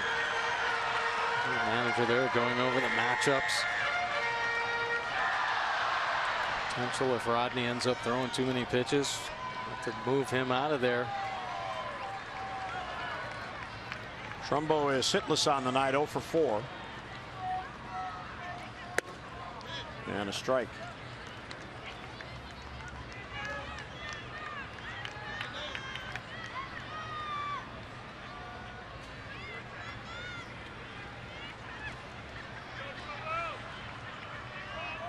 Trumbo is 0 for 3 against Rodney.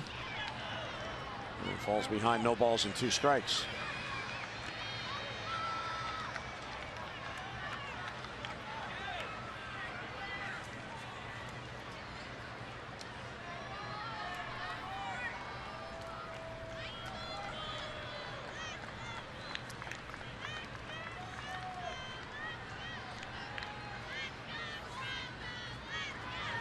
And he strikes him out.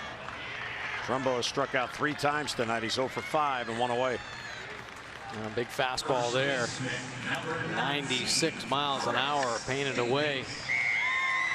They're seeing an 83-mile-an-hour changeup. That fastball coming in hot, especially if it's located.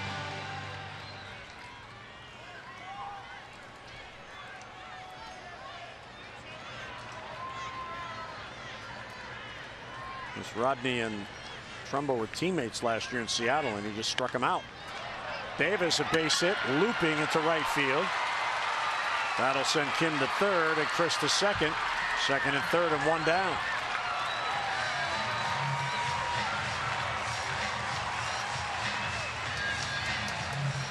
And Chris 1 for 5. He'll take that 14th double of the season. Gets out in front, but big man able to keep the bat head through the zone. The hanging changeup. And just takes it off the end of the bat. You get fooled if your hands are back. Give yourself a chance. He just stood there. Orioles keep threatening. Need to get one more on to get the tying run up. And it's a power hitter on deck in Pedro Alvarez, who has hit 2 home runs tonight. Here's Scope. John, 1 out of 3. He has singled, he has walked, he has scored twice.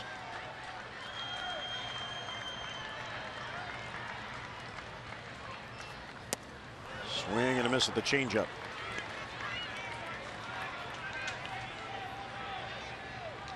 He has outstanding deception with that pitch. Oh, my. Looks exactly like his fastball.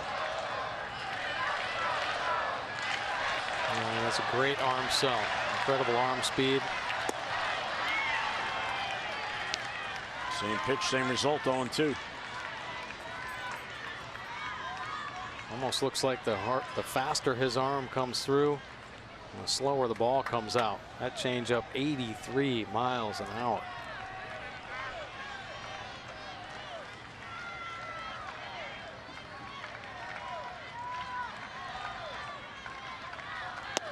Outside. And when changeup, fastball 1-2, and he's staring in at Chris Conroy. Rodney's been in pro ball since 1998. Look at this heater. 4-seamer. Driving it down and away, just off the plate. 39 years old now. He has pitched in the big leagues for the Tigers, the Angels, Tampa Bay, Seattle, the Cubs, and now San Diego. And it's really where Tampa, where he kind of resurrected his career and became a dominant closer. They filed the slider, and strike 3 called. Now Scope is upset. 2 strikes.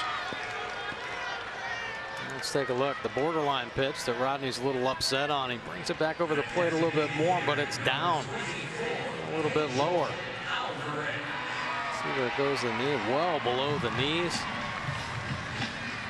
Not helping Scope out at all.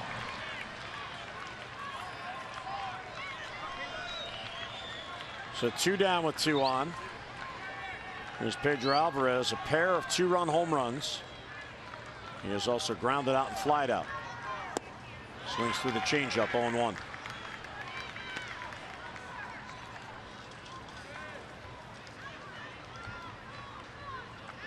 Alvarez has never faced Fernando Rodney, trying to keep this going and get Hardy up as the tying run.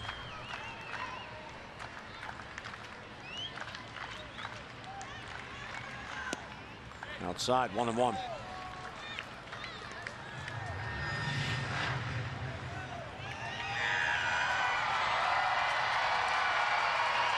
So 19 pitches. Trying to earn a 4-out save.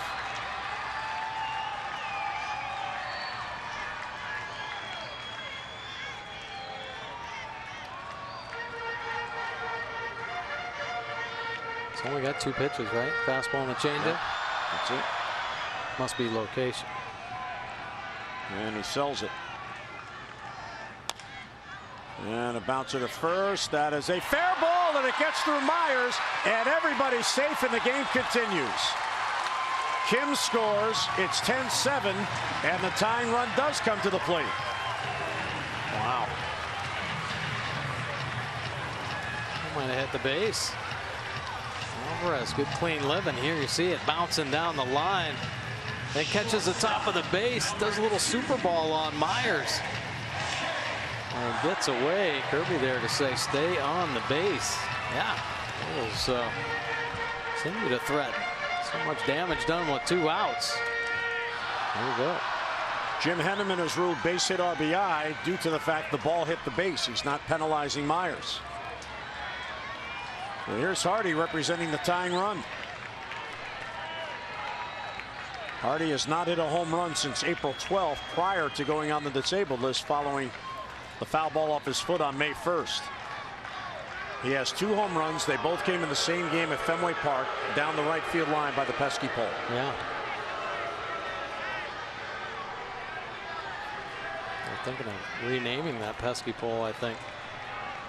Orioles have been using that right field line at the Fenway. Kim scores. Davis went to third, and Alvarez on at first. So the tying run is at the plate here with 2 outs in the bottom of the 9th.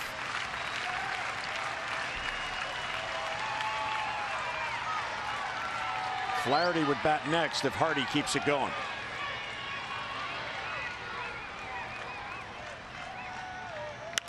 Popped him up.